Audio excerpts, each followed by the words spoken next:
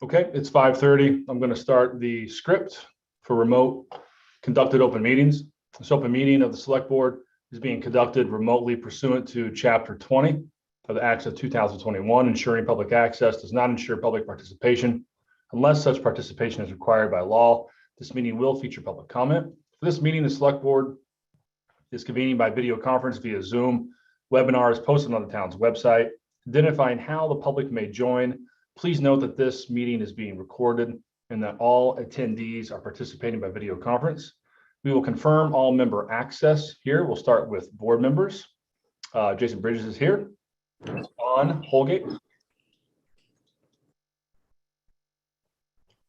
Please confirm that you're here. Here. Okay, find that mute button. Melissa Murphy. Here. Okay, and I don't see Matt yet. He must be coming on. Oh, there you are, Matt. Sorry. Thank you, Matt. Okay. And staff, we have Libby Gibson. Here. Ken Bogrant. Present. Brian Turbot. In attendance. Tucker Holland. Here. David Gray. Here. Good evening. Hi, David. Erica Mooney. Present. Andrew Vorse. Here. And we have John Giorgio from Town Council here. Oh, sorry, Roberto Santa Maria. Here. I think I got everybody. And then anticipated speakers, we have David Arminetti from the Richmond Group. And Andrew Burt from, I think you're representing Richmond. I'm trying to go through my little list here. Can you hear me, Andrew and David? Yes, present, Mr. Chairman. Good evening. It's Dave. And Andrew, you can hear me? Okay, I got a visual nod. Okay, public participation guidelines. We are using Zoom webinar for meetings, which allows the public to participate in the meetings as an attendee. The registration link can be found in the description of the Nantucket Government TV YouTube live feed for the meeting. Let's see. All supporting materials that have been provided to the members of the board are available on the town's website, unless otherwise noted. Some housekeeping, please remember to mute your phone or computer when you are not speaking.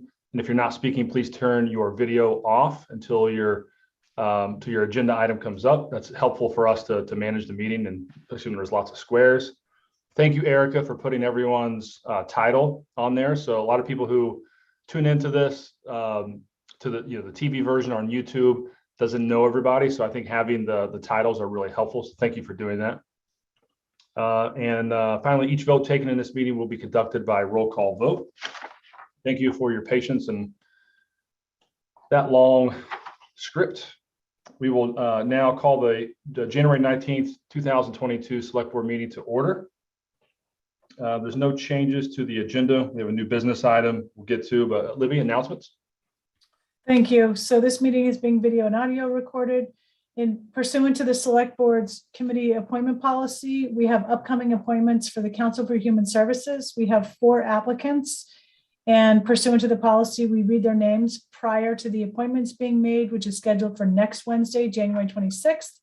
And those names are Kelly Steffen, Tara Risteri, Veronica Bolchek, and Julianne Keever.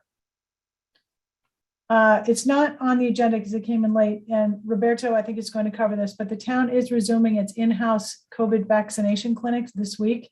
And Roberto, I think you can provide more detail in your report. That's it.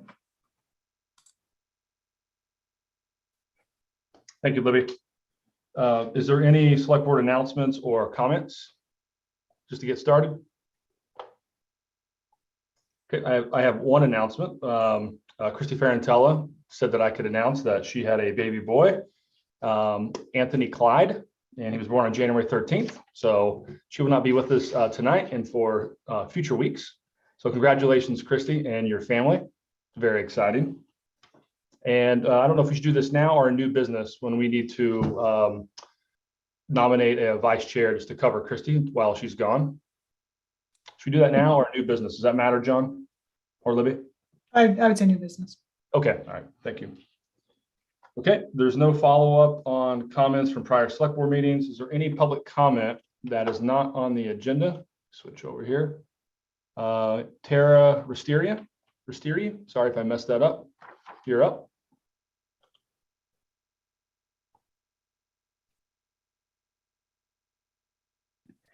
Hi there.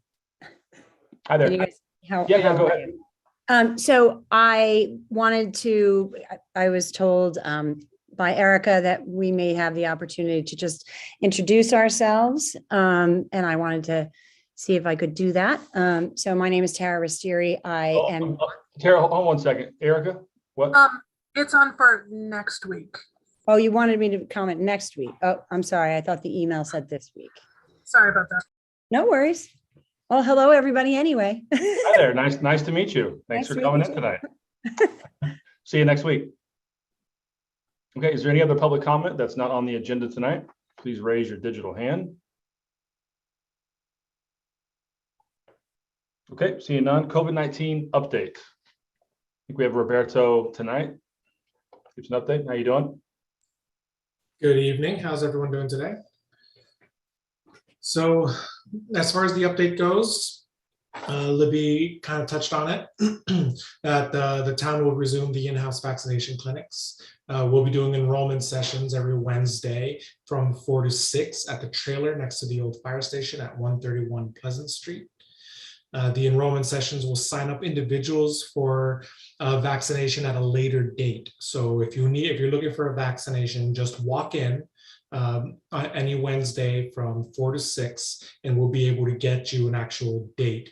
The reason we're asking for walk-ins is for actual access issues. We've been seeing where some people can't get a hold of us through the phone, through internet, things like that, due to issues like that. So if you can just come in, you can also always call us for information, but the best way, we'll have translators, we have volunteers from 4 to 6 on Wednesdays to sign you up. All individuals over 12 years and older are eligible for first, second, and boosters. All we need is a name and a date of birth and any of the vaccination cards. So as long as you have your COVID-19 vaccine card, I was about to pull out mine, but that's a dumb move. As long as you have your vaccine cards, you should be good to go. We are moving forward with we are continuing along with the COVID surge that we're seeing. We have seen kind of a significant drop off in testing. So we don't know the concentration of cases out there. If you're not testing, we won't know. So it's getting a little bit tougher to track cases here. Our biggest tracking source is the sewage, the BioBot reports. And last week we were showing 95 cases per day. So it's really out there. It's really out there, and it's really burning through pretty quickly. The good news is that by and large, cases have been very mild, and we have been able to move things forward with the cases here. And we will probably not have any results today, or possibly not tomorrow yet until Friday, due to the holiday this weekend. So we'll look for that report probably Friday afternoon. And with that, I think I think it's easier for questions. Yeah, Roberto, the fear, at least last year, was that it would double and double and double, right? And exponentially. So it went from 50 to 95, so it doubled. Do you see that? I know you can't predict it, but are you expecting 200 this week? From what we're seeing and what we're hearing, probably not 200, but definitely at the very least a plateau. Probably another week of 95 or so. Our community is small enough that the burn rate is going to go really, it's more of a flash in our case. We won't have a sustainable burn because the community is pretty small. Okay. And now I'm starting to think about my next booster shot. Yeah. Right. So if I did it a month ago, is that most likely 6 months and you should start planning your next vaccine? I know I'm kind of getting way ahead, Mhm. So there is discussions of a fourth booster. We're hearing murmurs about it, but what just came out of the Israel study is that a fourth booster doesn't increase your immunity. You kind of plateau at an immunity. So we're just trying to. It'll probably be more of a seasonal shot as we move along. So that's good news, actually. It's a very good thing because that year it'll start becoming like what we see in the flu, where based on the flu season or the cold season in the northern hemisphere, that's what the southern hemisphere prepares for. And then what we see in the cold and flu season for the summer hemisphere is what we prepare for in the northern hemisphere. So that's how we kind of track seasonality of these illnesses. So it's if we move this towards a more seasonal vaccination process, that would probably be the cadence that we're going to start seeing. Thank you. Don, Matt, Melissa, do you have any questions or comments? Matt? Yeah, the state rolled out a digital, what do you call it? Vaccine. And you can go online and you can put it on your phone. And I am not very tech savvy. And I did it in about 3 minutes and it had all my shots registered. And it was, so I've got a QR code on my phone now. I'm sure Roberto can speak a little more. Absolutely. Thank you for rolling that out, for talking about that. I can't believe I missed it.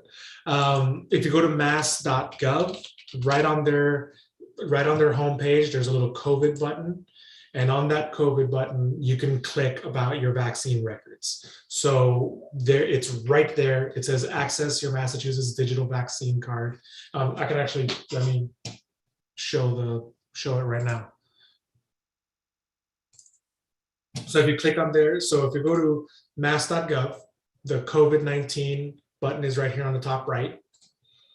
And it says, the main COVID page, and immediately right to the front, it's the first button there. And when you click on here, it gives you the whole process, everything from getting your vax records, everything for how to update the records. And they even have a little user guide to walk you through it. So it's very good and effective. Boston has already rolled out a vaccine mandate, a proof of vaccination for certain businesses, primarily restaurants and some retail.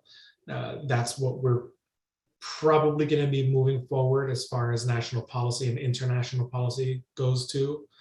I'm not recommending we do that here yet, but it is definitely being rolled out in other parts of the state. So we highly recommend doing that. Thank you. Melissa or Don?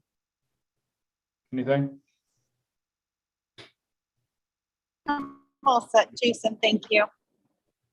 I actually just got a text, which is really cool. Somebody just told me that you can also put the information in your Apple Wallet.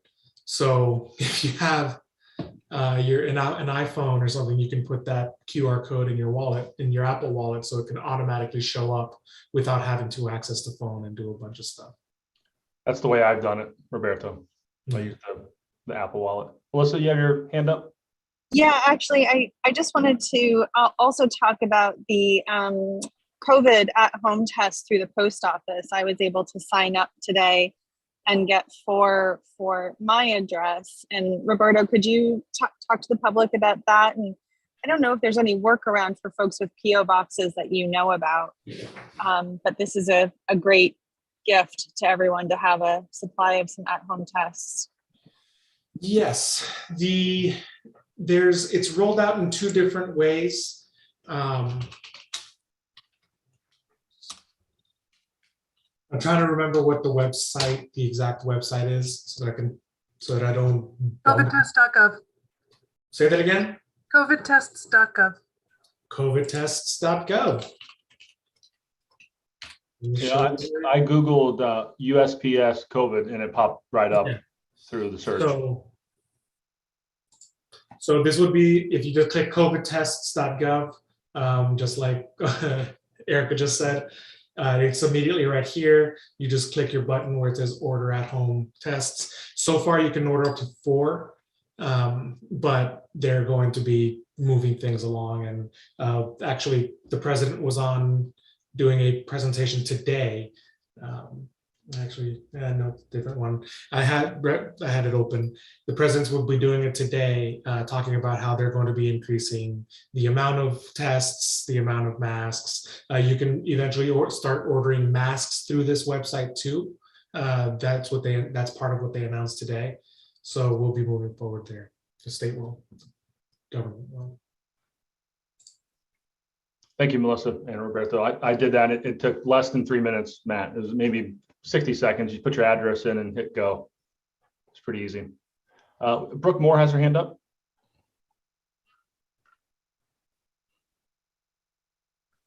Thanks, Jason. I just was at the vaccine clinic and I have a couple of updates on how it's all going to work that I thought might be helpful for the public to know. You'll come in on Wednesday between 4 and 6 and make an appointment, and the vaccinations are on Thursday. You'll be assigned a half-hour slot depending on what time you get there and what order you come on Wednesday to register. You can register yourself and other people, but you need to have your vaccine card, and the vaccine cards are a photo of the vaccine card of other people that you're registering for vaccinations. And another important thing for people to remember is that at the current guidance from the state is that your booster, you're not eligible for a booster until 5 months after your second dose. So take a look and make sure that you're 5 months out before you come in to registration and find yourself disappointed that you have to come back. So Brooke, that's it. Are you seeing a lot of people coming in with maybe 2 months, not knowing that? Well, today was sort of the first day. It was sort of a soft opening, and we only, I think, turned one person away today who was too close. But I just thought it would be helpful as a reminder. Yeah, thank you. Mm-hmm. Melissa?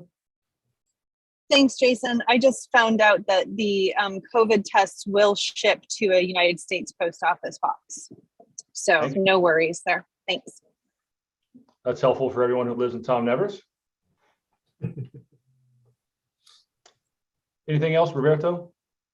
Yes, thank you, Brooke, for stepping in there for Thursdays. When we set up this update, we still weren't sure if Thursday was going to be the day. So thank you, Brooke, for the update. Anything else for Roberto? Questions or comments? Okay. Thanks, Roberto. Appreciate it. Thank you. Okay, on to new business. We have, in Christie's absence, we are going to just to vote in a temporary vice chair until she returns, just so we have that covered. Is there a motion from anyone? I'd like to make a motion to nominate Dawn Holgate as temporary vice chair. Okay. Thanks, Melissa. I'll second it. Okay. All those in favor? Melissa? Aye. Matt? Aye. Don? Aye. Jason, aye. If you said no, Don, you're going to be outvoted 3-1 there. But thank you for stepping in Christie's absence. Okay, approval of minutes, warrants, and pending contracts. We could do it on one full motion, the minutes, treasury warrants, and we'll just do those first. Let's do the minutes and treasury warrants. Motion to approve. Second. All those in favor? Melissa? Aye. Matt? Aye. Don? Aye. Jason, aye. Both passed unanimously. Pending contracts, anything you wanted to review, Libby? Or does anybody have any questions? Matt? My only question is on the public safety building, and it's 361,000 Zenary building systems, controls, and et cetera.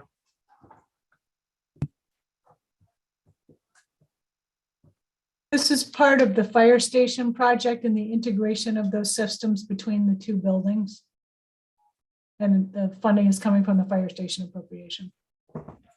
Okay, just seems like a lot of money to integrate. Nothing's cheap these days. No, and we're gonna find this is gonna be a growing trend, most likely with supply chain and hard to get parts and all that. Thank you. And the only other thing I noticed, just a clarification of the two contracts with Toscana. I think there's two. There's another one, maybe Barrett's, that it's up to $100,000 for snow plowing. That's only used if it doesn't snow, then we don't use that contract. That was the question I had for Libby earlier today. Correct. Okay, is there a motion? So moved. Second. Thank you. All those in favor, Melissa, Aye. Matt, Aye. Don, Aye. Jason, aye. That passes unanimously. On to citizen department request for approval and execution for the Sandpiper Place Workforce Home Ownership Development Project. And there's four parts to this: A, B, C, and D. We have Tucker's here, David Armetti, and Andrew Burek from Richmond are also here. Tucker, are you going to walk us through each one? What's the best way to handle this? Thank you, Mr. Chair. I would also add that Vicky Marsh from Town Council's office is with us as well. And from Richmond. I'm sorry, Erica? And Phil Paston from Richmond. He joined the meeting. Oh, I didn't see him. Okay. Hi, Phil. Thank you. So thank you, Mr. Chair. I will just attempt to make a brief overview of this item for the board, and Vicky Marsh is here who could get into more of the details, if you will, around each of the legal documents. But in short, this is a request from Richmond under the regulatory agreement concerning the assignment of the responsibility for the affordably restricted units, and that would be both the 80% AMI units and the 175% AMI units that Richmond is in the process of selling to another developer. And under the regulatory agreement, we are obligated to take up their request and give our assent unless we have good reason to say that they are not in compliance with the affordability requirements for this particular part of the project. So in the case of this sale of 35 lots within the Sandpiper 2 development, we're really talking about Sandpiper 2 only, and that's one of the two home ownership components of the larger Richmond project. So we're all very familiar with Meadows 2, which is the rental project where a lot of progress has been made. There is also a Sandpiper 1 portion of the project, which is also home ownership. But here we are only talking about Sandpiper 2. And what is important for the board to understand is that this assignment for the responsibility for these units requires both our consent and the consent of DHCD. DHCD has evaluated the materials and given their consent. And we have evaluated whether Richmond is in compliance with respect to the affordability requirements for this portion of the project. And I might add, for the project overall, including those other elements which are not part of this transaction and the subject of tonight. But we looked at everything, and Richmond is in compliance with the affordability requirements across the board. So we think that this is a rather straightforward matter. And as you can see in the agenda item in the packet, we are recommending the consent to the various legal documents that are a part of this matter. So with that, I would ask Mr. Chair to give Attorney Marsh the opportunity to add anything she might like, but otherwise available for questions.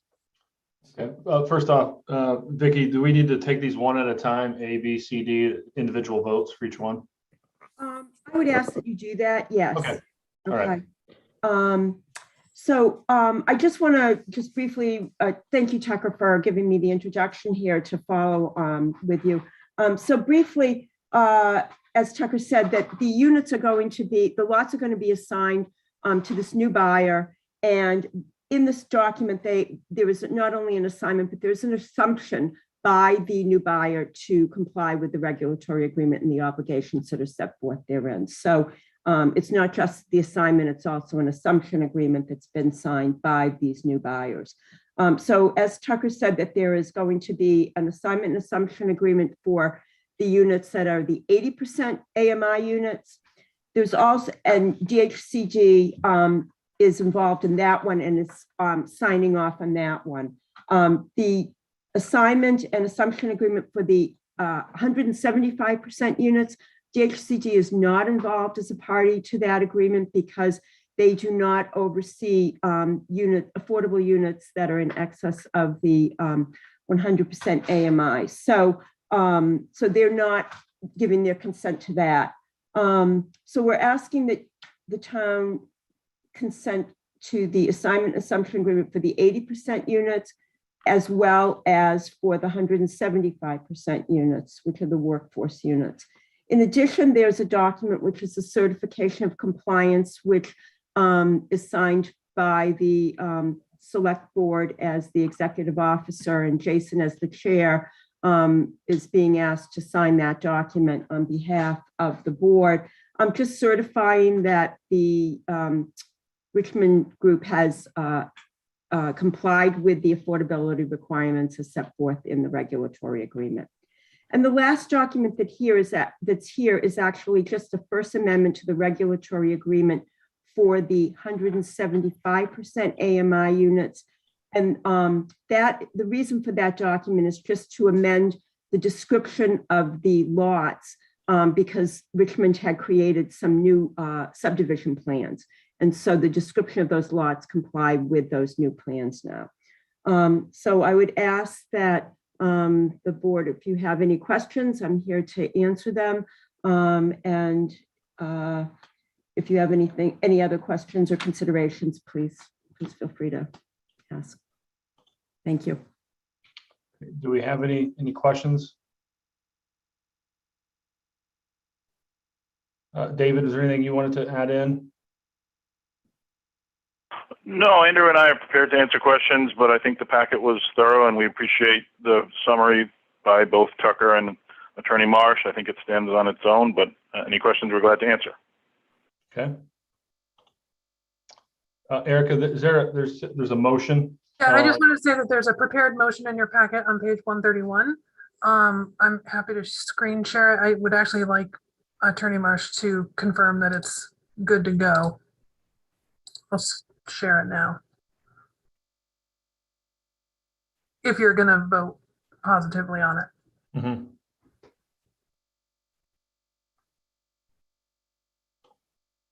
Okay. This is as prepared.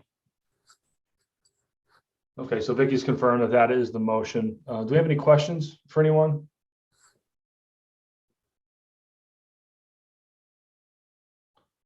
Okay, maybe there's a motion. Well, yeah, or just more a comment. Just rereading some of this, it struck me how, if there's a foreclosure on some of these on a affordable unit, and Vicky or someone could correct me if I got it wrong, but if there's a foreclosure, it goes to DHCD and goes to us, and we have a first refusal, but these can be extinguished. So we have, if I've read that correct. So I think we have to make sure that we have, so it's going to the right places and that we are willing and able to act to ensure that none of these are ever extinguished. It was just something I saw in there that I didn't remember from before. Am I reading that right, Vicky? Well, actually, the process is that, first of all, these affordable restrictions remain in perpetuity and they survive foreclosure. Okay, so What happens though is the DHCD and the municipality have the opportunity to come in and purchase these units. And if a bank or a lender does not do so, then, like I said, the town can enter into that, as well as DHCD. So there's always that protection for maintaining these units as affordable units. But these restrictions are maintained in perpetuity. So they're on the deed, but if we want to purchase them, if it's a foreclosure and it's a good price and we want to purchase it, we have to be ready and able to purchase it, correct? Correct. Right. And you would then be obligated to find eligible purchasers for these units as well. Okay. Could an investor buy it and flip it as long as they're selling it to someone who's eligible? Are you talking about? At a foreclosure, could someone buy it for 300 and sell it for 6 as long as it was going to the right person? So you would have to comply with the requirements of DHCD and the regulatory agreements. So there are certain regulations that would come into play here in order to prevent just, someone from just going in there and not maintaining them as affordable units. But if they were to go ahead and maintain them as affordable units, that's a different story. So it could be anyone could buy it as long as they maintain it as affordable. Right. They would have to comply with the regulatory agreements that are on record. Yes. Right. Okay. Thanks, Matt. Andrew, you have your hand up?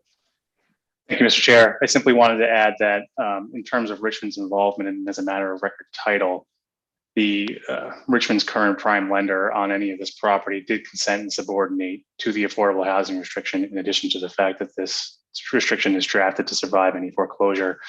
Now, in terms of just to address through you, Mr. Chair, Mr. Fee's question to Attorney Marsh, the question of whether or not an investor could come in and purchase this, my understanding is that the regulatory agreement and the deed rider require the purchasers to be individuals first and foremost, and that the maximum resale price is established by the published AMI figure. So it would be impossible to come in and simply flip it unless the affordable housing restriction were terminated as a matter of law.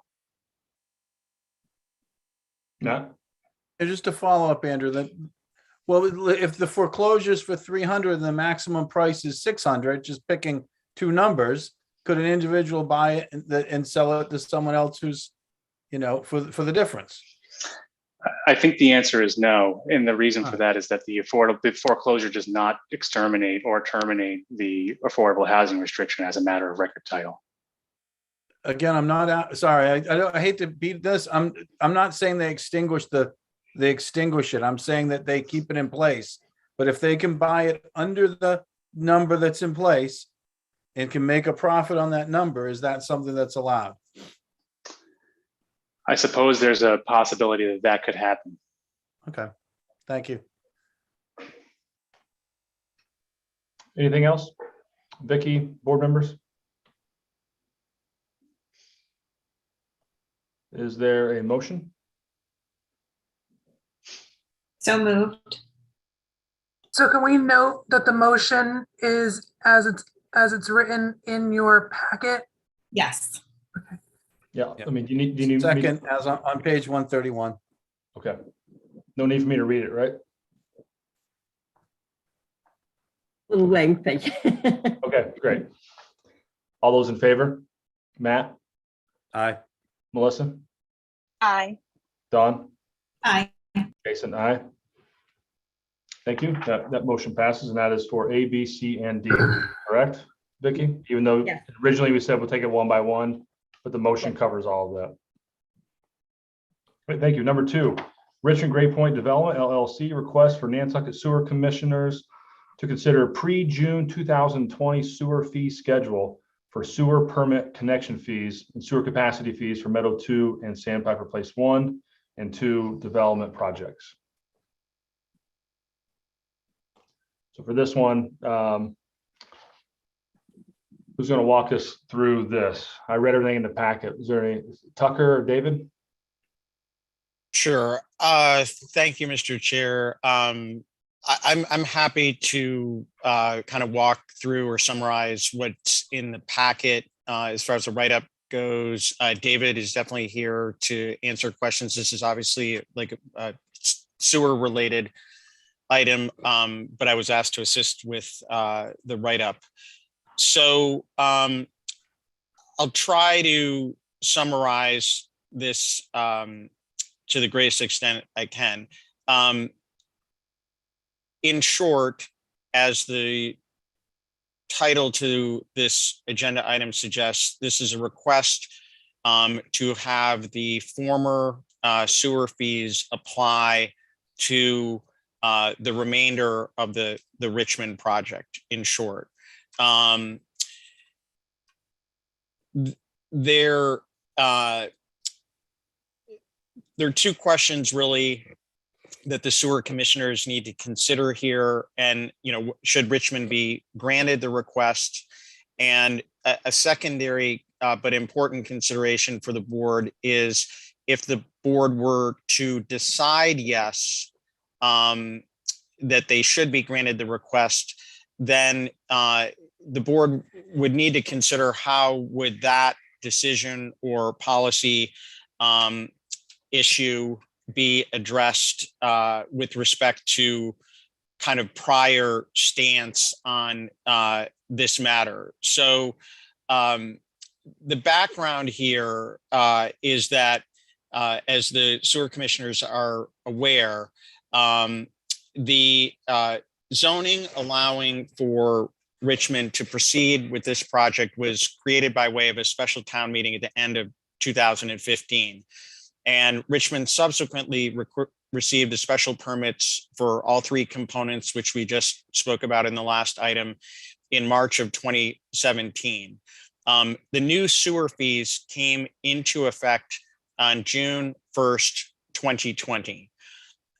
Then there was a formal request from Richmond on February 26th of 2021, asking in effect for the rates to be quote unquote grandfathered. There is no grandfathering provision within the new regulations. The board obviously has a sewer fee waiver policy, and the board has been consistent in how it awards sewer fee waivers under that prescribed policy. It's important, I guess, to note that the sewer fees since the adoption on June 1st of 2020 have been applied uniformly to all applicants since that time. And I guess moreover, the board heard at the end of 2020 an appeal of the fees regarding a property at 16 Field Avenue.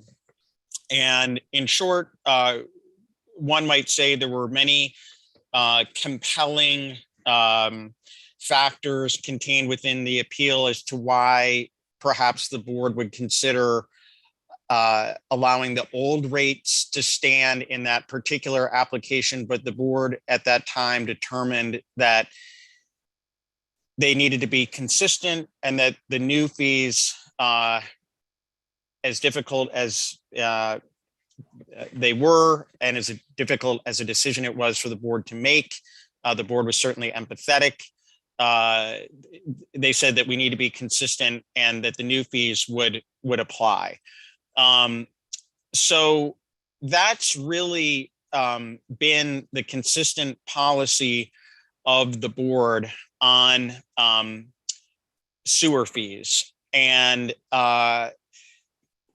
again, if the board were to consider the request here, then it would invite discussion. Hold on, Tucker, can I stop you there? So absolutely, yeah. Look, can we just start like maybe more factual, like what is being asked, and we can. I feel like you're leading us a little. I know your recommendation is to be very careful of this in the history, but you did say that already. So I just kind of want to get to what is the amount, what are they asking for? Because I've heard different numbers. David Gray has one number, Richmond has another number. Can we head into that direction if that's okay? Sure, and I might turn it over to David on the specific numbers because he's done that calculation. Okay. And then we can hear from Richmond as well. Yep.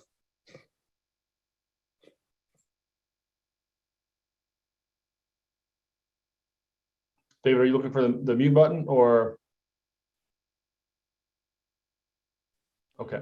No, for some reason I couldn't get it to Oh, turn okay. off. So the in the packet there should be a few different graphs that and Excel sheets that I think Erica has that Dave Arminetti had created, and we had gone in and as well and made some additions to his formulas. I mean, it could be very lengthy to go over a lot of this, depending on how in depth, but there were some discrepancies, I believe, between some of the Richmond formulas and what myself and my staff ultimately went through to come up with the numbers that we show on these documents. Going forward, we took into consideration all the affordable units, the HMI units. There was a lot of calculations done. There are multiple spreadsheets also in the packet that list all the different property units and what units have already received waivers based off requests. We also have some of those numbers listed that we've given to Tucker over the last few days. We've met with Tucker in depth on this, and this shows the numbers below based off the new sewer fees, and it's actually based off the old regulations and the new regulations. There were different fees for both sets of regulations, and one of the bigger items in the new regulations is how the capacity fee is calculated, and that's based off bedrooms. As a they're all anything on a certain lot or a property, they're all added together to give you the total bedroom count, where the old sewer privilege fee was based off one flat fee per structure. And that came out of hearings in the past where we were charging a similar fee for like a cabana based off a 7-bedroom house. So that's where some of the changes came into play. There are still a lot of waiver requests that this development will fall under as allowable by the policies that have already been adopted on a lot of the units. So I mean, if you want me to go over all the different numbers, we can, but we'd probably be here till next week. But you know, David, those bottom numbers there, the 458 and 196. So that's, you're saying 600,000. Sorry, 700,000. Yeah, those were what we ended up calculating based off the new regulations, looking at each and every building and the sewer capacity fee now based off each and every bedroom count on the in the structures. So it's 650,000 more than what it would be if you went with the old fees. Is that what you're predicting? This is what our calculations were showing, correct? Okay. Just trying to do the math in my head there. Okay, does anybody have any questions? Does anybody from Richmond want to speak? Sure, Mr. Chairman. It's Dave Arminetti through you, if I could. Yes, please go ahead. Good evening. As the board's aware and the staff and most of the Zoom listeners probably, I'm Director of Real Estate Development for Richmond and all of our efforts on Island. And as you mentioned, Mr. Chair, with me tonight also is Andrew Bjork, our General Counsel, who's intimately involved in all aspects of our project, and Phil Paston, who's President and CEO of our company and manager of all of our Nantucket entities, and is also very intimately involved in our day-to-day activities. a few things to point out, and then maybe we can get back to the numbers. I think in some ways, the magnitude of the number isn't as relevant as the point and the principle here and the equity, really. I think that's what it comes down to in terms of the board and the lack of precedent, really, that we think is here in terms of the very unique fact pattern that we have. Before I get into the request, I think it is relevant. I want to make one contextual point, not to digress too much, but given the setting tonight and that we're talking about sewer fees, I think it's important for the town manager and for the board to hear this. We find ourselves as the applicant for the single largest amount of permits on the island related to development and infrastructure by far. We've been working with you and prior boards and all the other major boards and the staff going on 10 years now. And there's been a lot of continuity and a lot of collaboration. David and his team, we work with, sometimes on almost an hourly basis here and there when we're in the meat of the development and construction as we are now. And there's a lot of interaction there. And one of the things people like to do when government is slow and antiquated is complain. And in this case, I think before I get into our request, I want to give some kudos to the town and to the sewer department in particular. When we started here, their application process was, I don't know, David, what would you call it? Civil War era antiquated, maybe, that you've now fixed.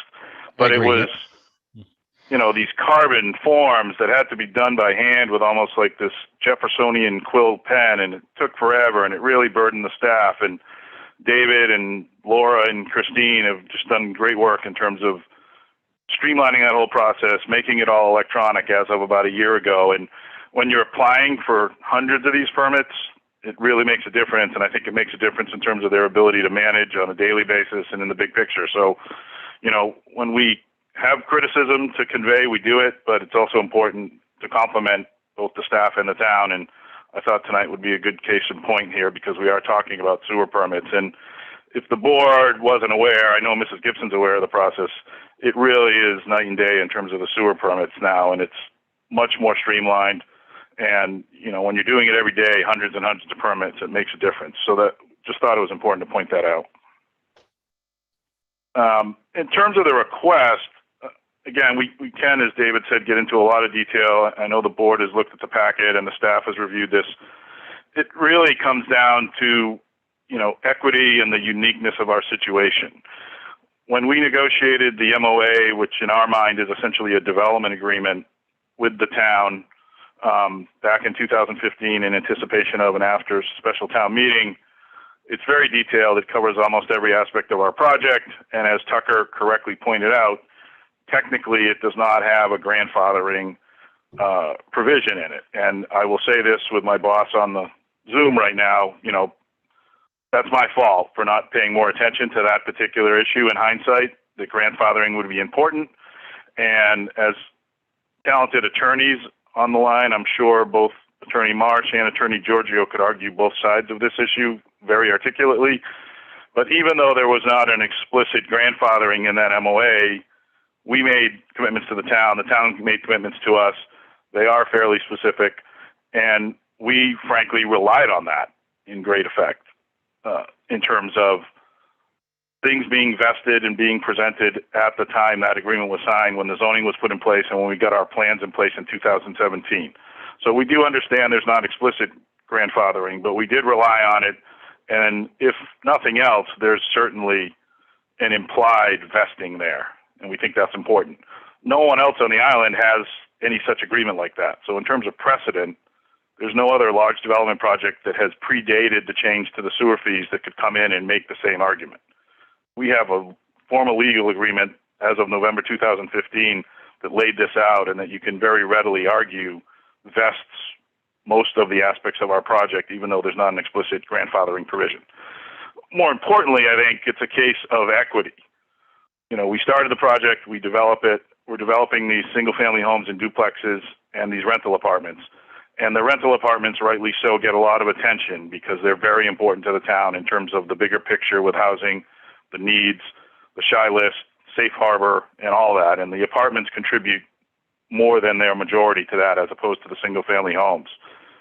But you start on that, and when Hazen and Sawyer assisted the town and when David and his team redid the regs that were then presented to your board, your commission more specifically, I think there were some oversights and frankly some unintended consequences. And I think, town staff at certain times even acknowledged that to me. And we just happened to be hit by the biggest unintended consequence here, I think, because the current regs don't distinguish, for instance, between multifamily and single family. Even though some of the rates are based on bedroom, they don't distinguish between a small rental studio unit of only 500 or 600 square feet and a 3 or 4 bedroom year-round home on the island that has 3 or 4 times as many bedrooms and bathrooms as our units have. For instance, our entire Meadows 2 apartments blended across 225 units have an average of only 1.4 bedrooms per unit. The average house on the island year-round is going to be between 3 and 4, so almost triple the traditional metrics for sewer generation. That's not accounted for in the regs. We understand why it might not be, but that is a fact.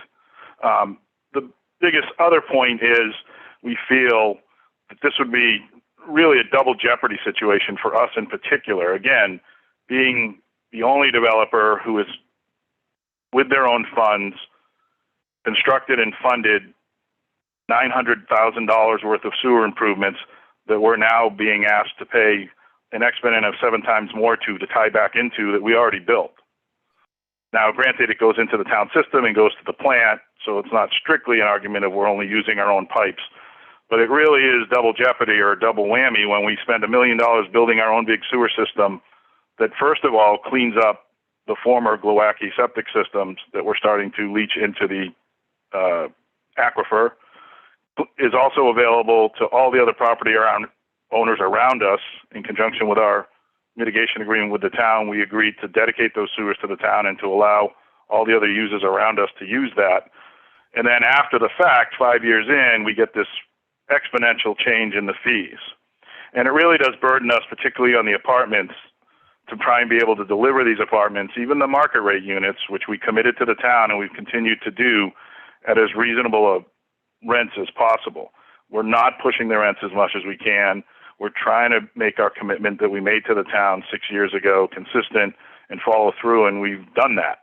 And in particular on the apartments, to raise the connection fee from $500 a unit under the old existing sewer definition to $4,000 just really hits us in the pocket and makes it very difficult to deliver these units when we don't have any other means of subsidy or underwriting, unlike these other projects in town. And, we are very proud of what we've done out there, both with us and the collaboration with the town.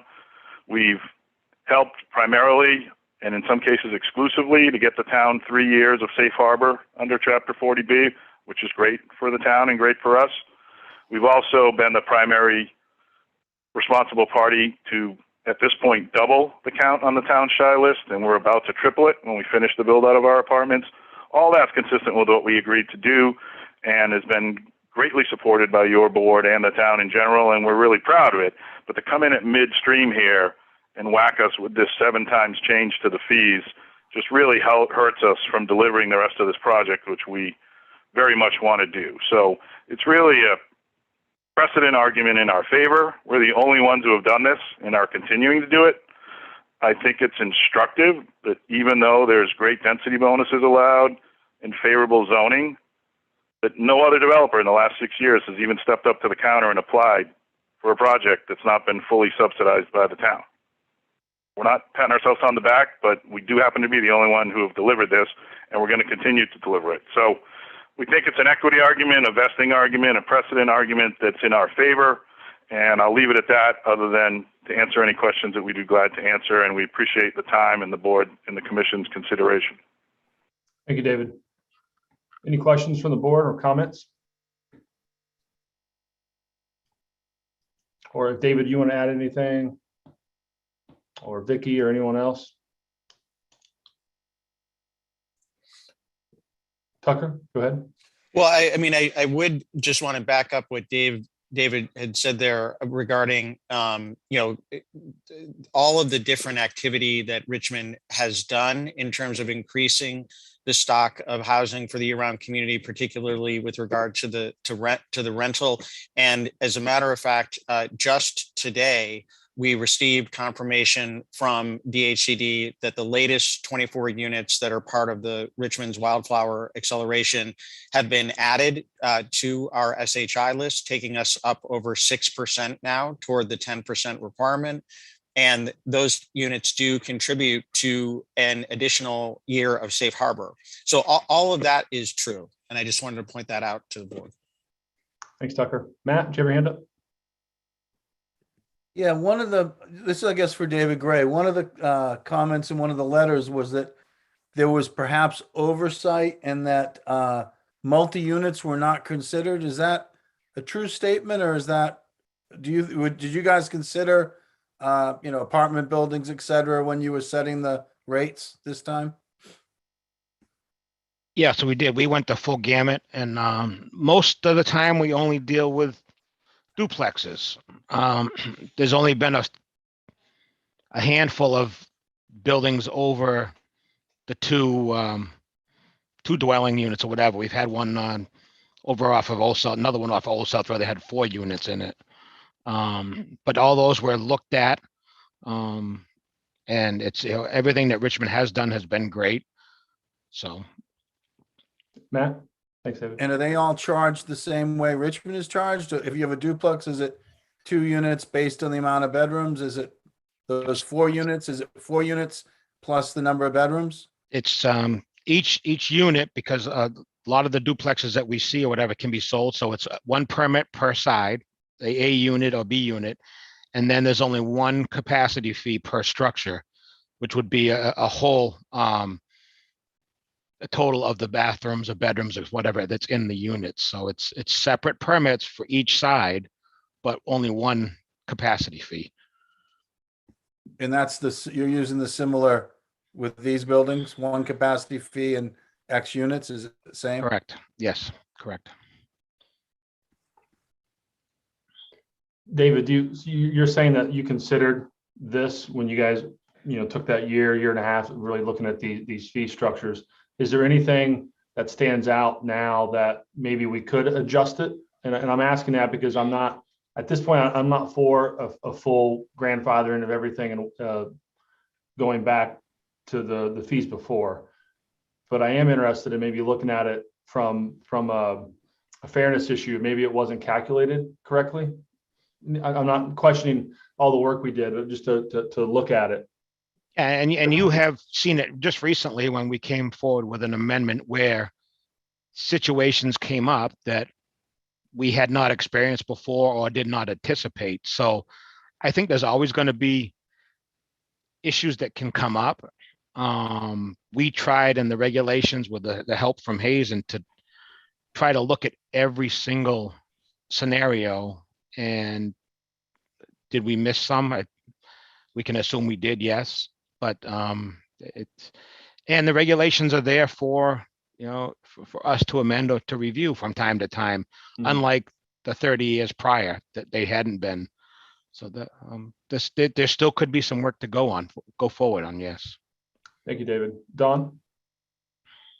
I'm wondering if we want to consider maybe differentiating between the apartments that have all been able to be added to our SHI numbers and the single family homes that are being sold, and that maybe we could come to some compromise that gives more of a rolls back some of the apartment issues, which there seems to be a little bit more potential discrepancy on how that works, and leave the single family as the fees are now. All of those units on the SHI units, the 80%, et cetera, have all been removed from a lot of, because we know that they can apply for waivers, and they fall under the classification 2 receiver waiver. So most of those units have already been. There was 24 something. We have some other numbers that we can go over, but anything that's an affordable unit, most of the application fees or the sewer application fee is being waived or could be waived. The privilege fee would be yet the other piece of it that could be looked at, I guess. I think Don's talking about the rentals, the apartments. right? I'm talking about, I understand that we already do have policy in place that waives some of the fees for the ones that are definitely restricted to under 80%. But because these are all rentals, they are actually all added to our SHI numbers. And that was, a very big part of why we did this whole agreement with Richmond from the beginning.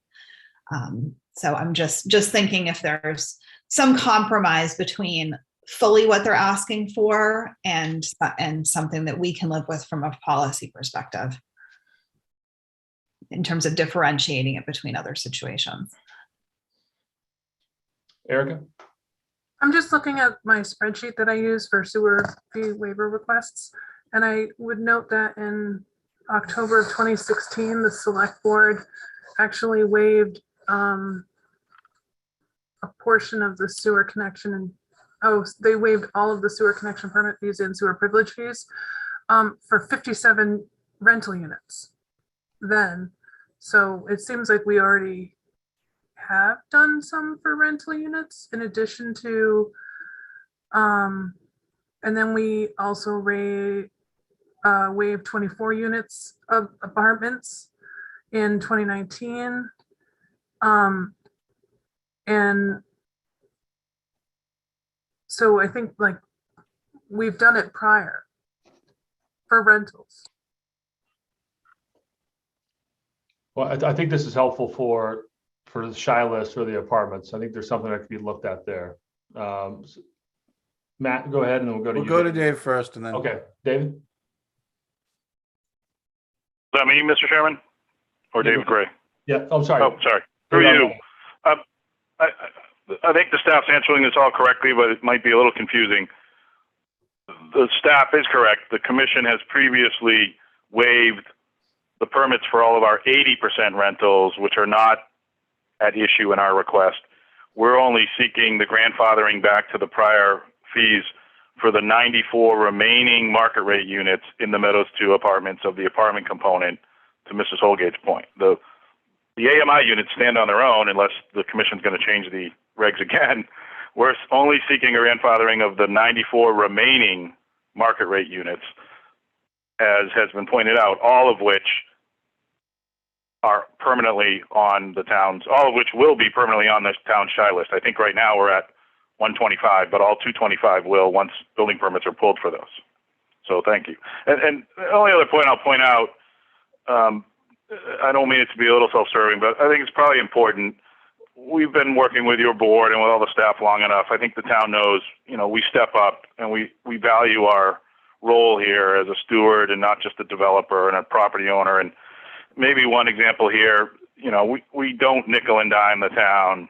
When we were out in the middle of doing our $4 million improvement to Old South Road, which was a separate mitigation that we agreed to and gladly did, we ran into a bunch of town old water and sewer lines in Old South Road that were in a mangled spider web of a mess that no one knew about. David didn't have plans from 40 years ago. Mark Willett didn't have plans from 40 years ago, and then none of this was on the plans. And we ran into these, and the hole's open, and we're standing there with our contractor, and we don't say, "Oh, that's the town's pipe." That's not our problem. We roll up our sleeves and we work with David and his staff. And in this case, we totally reconfigured the sewer as it crossed Old South Road, put in an additional manhole, and actually corrected a misdesigned and previously improperly constructed sewer line that was running into Noshop that had been done by the original Noshop developer. And that cost us about $50,000. We didn't blink. So I think it's important, just to reinforce that this is a very unique request, a one-time request, a unique situation that we feel there's great, compelling reason to grant, and we wish your consideration on that. Thank you. Matt?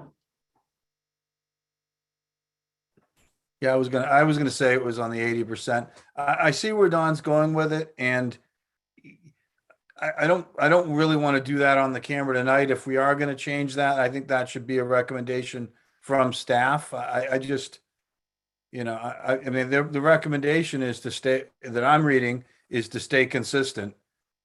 But if there's something else, then I would rather see that come back with, rationale and reasoning and, sort of understanding what we're giving and what we're getting.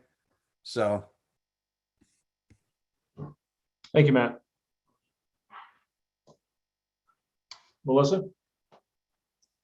Thanks, Jason. I guess this would be a question for town council through you, is this question of precedent, because we have, and that Steph did a really good job detailing and reminding us about, if we were to make some kind of amendment to this policy, whether it's at a reduced percentage or rolling fully back to the pre-2020 fees, would that in fact open a can of worms and set precedent, or is there a way to structure that reduction in a way that is not and is fair and equitable to the other residents in the community?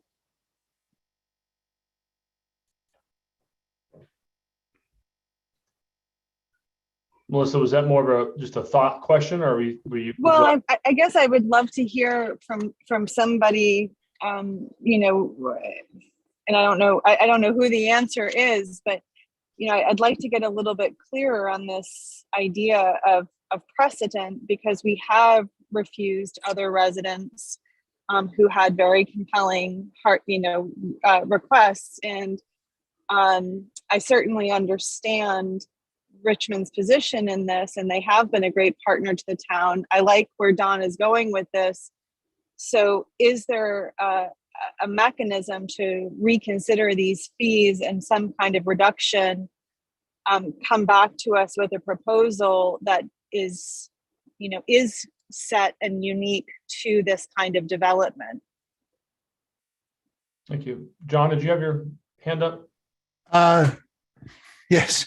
So, Mr. Chairman, thank you. I'm a little bit hesitant to give an opinion on that on live TV, to be honest with you. I'd like to think about it and look at whether there would be a way to potentially amend your sewer connection fee waiver policy that would take this into account.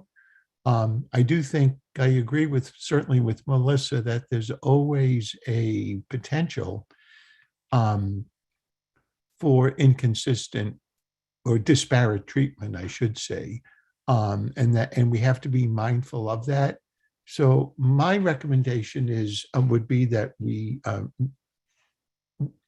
I think Matt indicated this. It goes back to staff for us to take a look at this and come back at a future meeting with a recommendation. I think that sounds good to me, especially if it's connected to shy list units. And it sounds like they may all be that, but if they're not, that's somewhat consistent with decisions we made before. I think whether it's a covenant home or anything that's helping us with safe harbor, right? We tend to maybe give some leniency on fees and things. So I'm happy with that. Melissa and Matt, are you good with that? And Dawn? Yes, I agree with that. Okay, I'm getting thumbs up. Matt? Yeah, I think I'd have to see the details to determine whether I'm happy or not. As I understand it now, it's we waive it entirely or we waive half. Maybe we waive 3/4, maybe we waive a quarter. I don't know. Like, we have to look at it. Has to make sense if they're attached to, shy to other units that have been waived, and it's a whole complex. Maybe there's a different way we look at it, but it has to be some consistency to it in my mind, and some proportionality, and we have to be able to defend it if we're going to even do it. Right, and this isn't a complete waiving, right? It's going back to they're still paying the fees. They just don't want to pay the increase of when they planned all this out. Tucker, do you have a hand up? Yeah, I mean, I just have been, looking at the policy as the discussion's been going on, and if the board were inclined toward, looking at the shy element as kind of a factor in potentially modifying the policy, which I think was last modified in December of 2020. There perhaps is something to discuss there pending Attorney Giorgio and Attorney Marsh's input, but I think it's maybe important to mention that between the time that the new policy came into effect at June 1st, 2020, and the time of this request from Richmond on 2/26/2021, 230 sewer permit applications came into the sewer department. So there are a lot of folks out there to consider in this. I think that's where we would have to fully understand if it's connected to SHI or covenant or something like that. It just couldn't be arbitrary. Melissa, you have your hand up? Yeah, Jason, thank you. I was going to say the same thing. I think that's why, and to be clear, I'm happy to send this back to staff for some clarification to see if there is a recommendation of reduction. If it comes back to us that there's not, then there's not. But I think it's important to have them review this one more time with the SHI element and come back to us with a proposal. Okay. Tucker and Dave, Libby, is that enough direction? Does that make sense? I would look to Tucker and David to comment on that. I mean, I feel like the board has given good input tonight. Obviously, town council's input is going to be pretty critical here. And I mean, ultimately, it's a sewer commissioner policy decision, but we will discuss it further. Okay. Thank you. Anything else, John, we should consider tonight? Okay. I don't think so. Thank you. Okay. Well, I think it was a good discussion. Thank you, David. Thank you, Andrew. Thank you, Phil, for coming on tonight. And then we'll bring this back and we'll be in touch. Thank you very much. Thank you. Take care. Okay, moving on to the public hearing. We'll open the public hearing to consider utility petition from National Grid, Nantucket Electric Company for, let's see, where is this existing handhold in front of 44 Center Street? We have somebody from National Grid. Here. Yes, how you doing? Name's Hey there. Marcial Lowitzman, represent the National Grid. Hey, Marcial. Yep, so we're proposing replacing existing existing handhold with a heavy duty handhold unit out on Quince Street.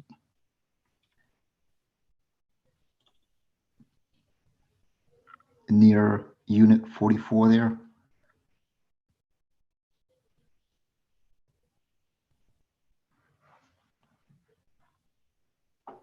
So I see it's replacing existing handhold with a concrete. Yes, with the concrete. The body itself is concrete. The cover is actually. Let me see here. Let me just take a quick look at my notes here. So this isn't taken away. This isn't putting anything in the right of way where people have to walk around or. No. This will be like flush. The actual cover will be flush. It's more of an upgrade from what I understand to the existing handhold that we have already in place. Okay. That is enough information for me. Is there any? This is a public hearing. Anybody from the public can speak on this. Any questions for National Grid from the board? Okay, I don't see any questions. Matt? Yeah, quick. Is this going to be consistent with others that are around the town? This isn't anything new or different, right? No, not that I'm aware of. Again, unfortunately, the engineer that was covering that area, he's retired now. But no, nothing that I've heard of. Right, because a follow up, Jason. One of our concerns on a lot of this is, that's a very historic part of the island. We want to make sure that what we're using is appropriate and and we aren't surprised. That's all. Nope. Yep. We understand that. Yep. Okay. If there's no other questions or comments, move approval. Well, I'm gonna close the public hearing. Oh, sorry. Sorry. And yes, go ahead, Matt. Move approval. Second. All second by Dawn. I think she was in by millisecond. All those in favor, Melissa, Yes. Matt, Aye. Dawn, Aye. Jason, aye. That passes unanimously. Thank you. Town managers report. Thank you. I would turn to David Gray for a review of the proposed fiscal 23 sewer enterprise fund budget. And good evening, everyone. Let me see.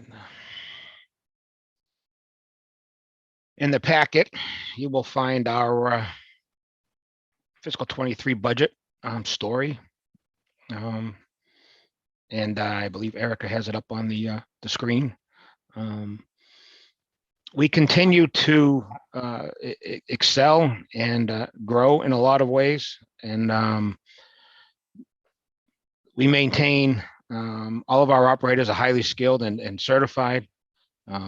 We have added pumping stations over the past few years. We've added a bunch more sanitary sewers to the Shimo area, et cetera. So that continues to go forward. Our same mission applies, as we are still, our main mission is to protect health and environment of our community by providing that high quality treatment. You will see some pictures that I did provide to finance of our crew doing some paving and some training on one of our specialized vehicles, and then using our specialized vehicles for an issue we had downtown. Our goals continue. Our first goal is to continue to meet state mandated discharge limits, which we are very proud of and work very hard to maintain. Continue forward with our CMOM repairs, replacements, and lining projects, as we have been doing now for the past few years. Most of our CMOM work, as far as CCTV work, has been completed. We are working now on year 2 and 3, as far as the repairs, replacements, and lining have been recommended by our consultants. That's going along very well. The crew was just here, finished up some of the prep work for some more lining that's going to be taking place in the next few months. And I just want to touch on some of the lining projects we've done, as it's been very important. We've removed about 250,000 gallons of water a day already with the lining that we've done in certain areas. Technology that had not really been used on the island prior. It's very fascinating how it's done. I know a lot of board members were able to actually experience some of what the work was, and we're going to continue on with that. Our C Street third force main, that project has been awarded, and construction's to begin here early in 2022, along with the South Shore Gravity Sewer Project and the bringing town water down to the treatment facility. One of our big goals, and that we really are very proud of, is we continue to work very closely with water company on many joint projects and have been very successful. Goal 3, we're continuing with the comprehensive wastewater management plan, going through the needs areas and potentially looking to extend into those needs areas in the coming years. One of the other goals that is fairly new to us is we're going to be taking a lead on the Children's Beach stormwater system and performing a CMOM assessment of that specific system and all of the tributaries that extend all the way up into the cliff, through the Lily Pond, et cetera. That project will be managed by my on-staff engineer. And it's very important that we do perform an assessment of what's in the ground, what the tributary areas are, what water would be coming to that Children's Beach area before we try to go to any design. So we are working closely with DPW, Water Company, Land Bank, Conservation Foundation has some pieces in this. So we're going to be working very closely with a lot of different groups. Moving along into some of our initiatives, we're continuing work on establishing a CMOM, capacity and maintenance management system, computer system that can be used across multiple departments, inspectional services, et cetera. One of the other goals we're looking for as an initiative is getting a lot of our documentation microfiche scanned and having that documentation all available to go through something similar to what the Board of Health has done, which is really interesting. The couple pictures just below this, just kind of so you have an idea. This is the picture on the left and the picture on the right are when we did the tap on the active, currently in use 20-inch force main on Surfside Road for the connection to the new pump station that's being built. That is a process I had never experienced. And the gentleman that's down there laying on his back, he performed that whole entire operation almost single-handedly. Those guys are incredible. South Shore Systems, they took and did a job for us after the force main failure in 2018. The guy was amazing to watch. He didn't want any help from any of us, but and again, our crew working on some sewer repairs up on York Street. 23 priorities. Manage a contract for the third force main from C Street Pump Station. Continue planning for a potential Baxter Road utility relocation, which is in the works.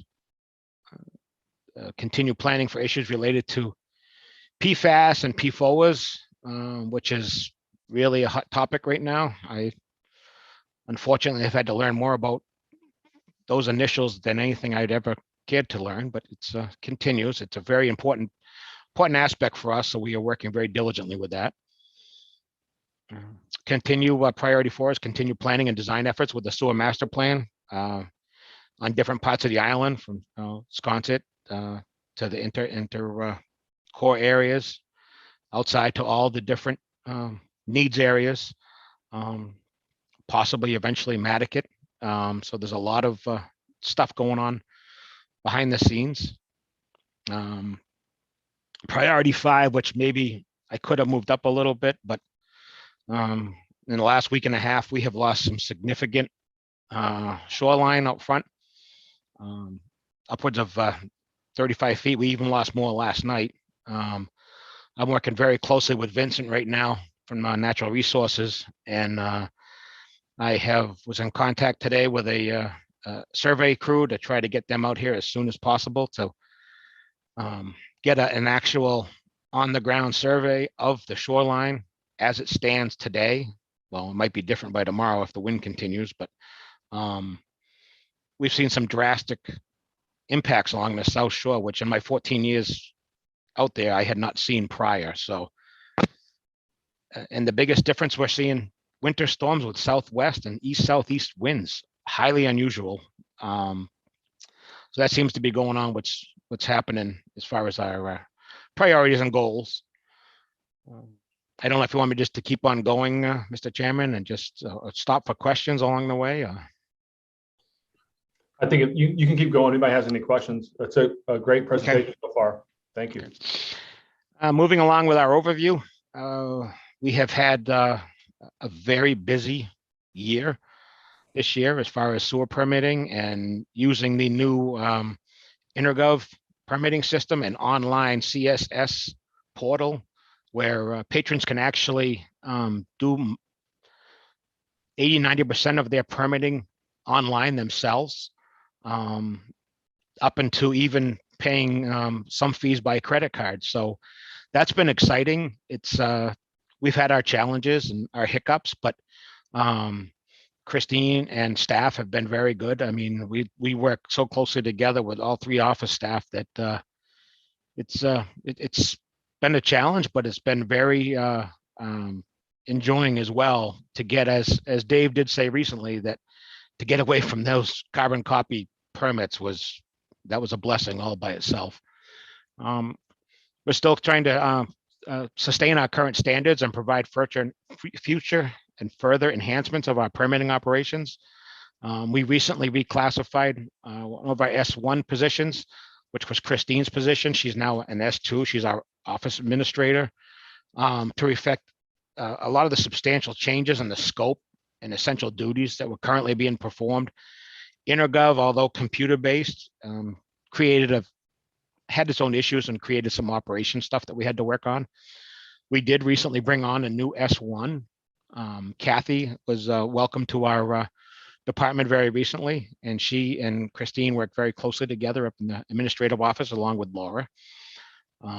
It's been great to have her on board. The sanitary sewer installation and inspections has really increased. I probably can't even put a number on it. And the complexity of a lot of these have really increased, where most of our inspections nowadays, we don't just go one time. It's consists up to 2, 3, 4 times, because they want to try to get out of the road, or they're working next to another foundation and they have to plate it or sheathe it. So the installations have become quite complex. We have 2 personnel that do that 5 days a week.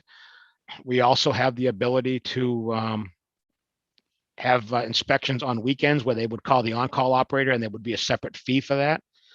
Not many of the contractors have used that, but it does get used in time to time.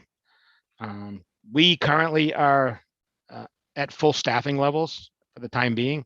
And all of our operators have been, it's been an incredible year this year for licensure, certifications, et cetera, where we recently had 4 more operators just all become Mass CDLB drivers, which is it's become a huge challenge. Anyone that's had to deal with this is trying to get a truck off island, trying to schedule the state police. We have to actually pay detail rates for the state police to go over and perform our road tests, which are done over on Otis. So that means going over a night before, because it's the boats and everything. And we were successful. We actually got 5 guys certified with Mass CDL Class Bs, 1 operator from the DPW, and then 4 from our department.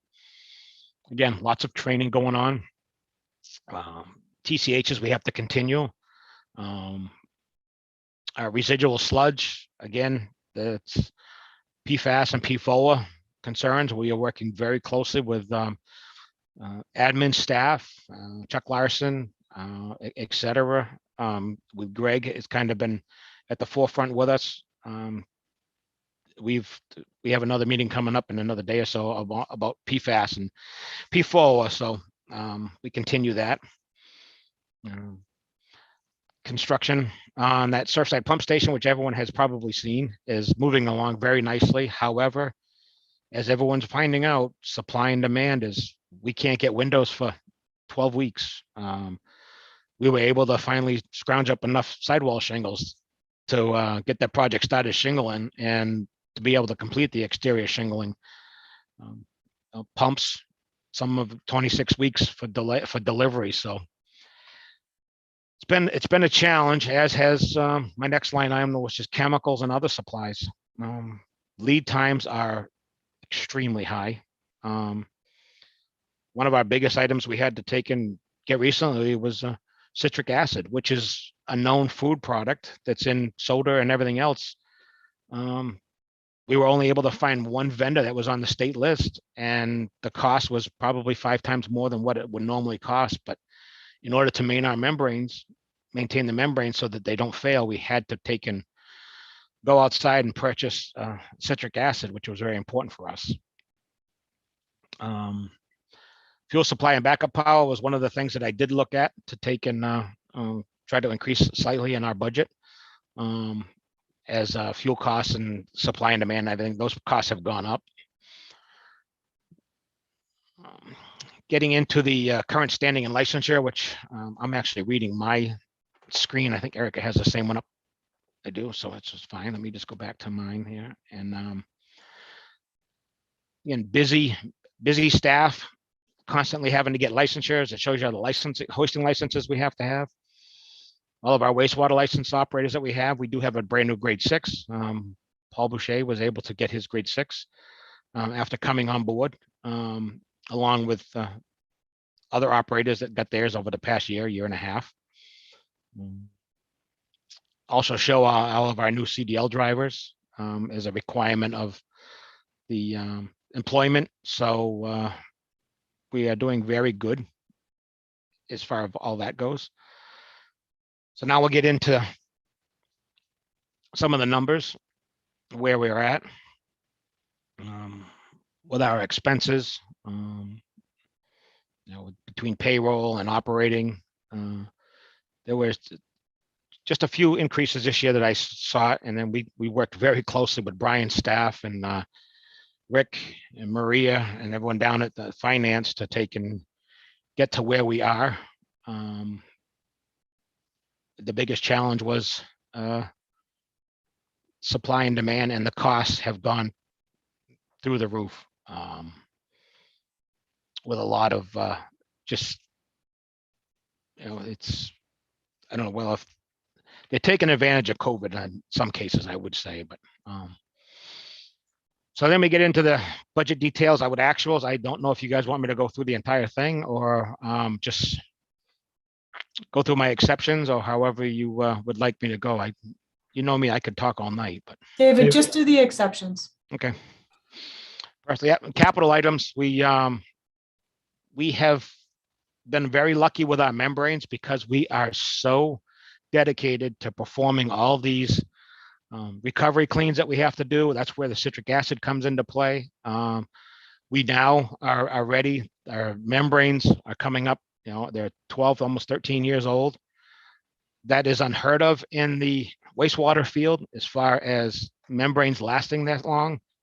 I attribute that a lot to my staff being able to take and perform the duties that they do. Also, because we have a primary facility ahead of the advanced facility, I think that has really saved us. So that is good. That's what that funding source is. We're finally going to upgrade our membranes and actually upgrade the entire air system with potentially 40% or better savings in some electricity costs, which is exciting. CMON program continues on. So we're in year 2 and 3 of construction, repairs, and lining. Still moving forward with our watertight sewer manholes covers. This is again for coastal resiliency, and also came out of the hazardous mitigation plan, where we want to put these watertight covers along the truck route. I've discussed this before. Anywhere where there's a potential for a leak or flooding, we want to have these manholes in place, which we started to get them in on order. Again, tough to find, but we're trying to get our stockpile so that we can move along on that. Looking for a design for a new garage maintenance facility. We currently have probably $1.5 million or close to $2 million worth of equipment sitting outside that we need to get indoors. A lot of it's the specialty vehicles that we're looking to get inside. So that's what that item 4 is for. Again, PFAS removal and treatment. We're looking for another capital item for that. And one of the latest additions that we had is anyone that works up on the coastline or right along the shoreline, corrosion is not friendly at all to us. And our main generator radiator has sprung a leak.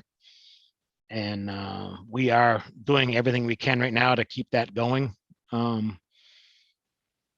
But performing inspections on it every single day, and having to add antifreeze or whatever, but we're looking along. So that's what that is for.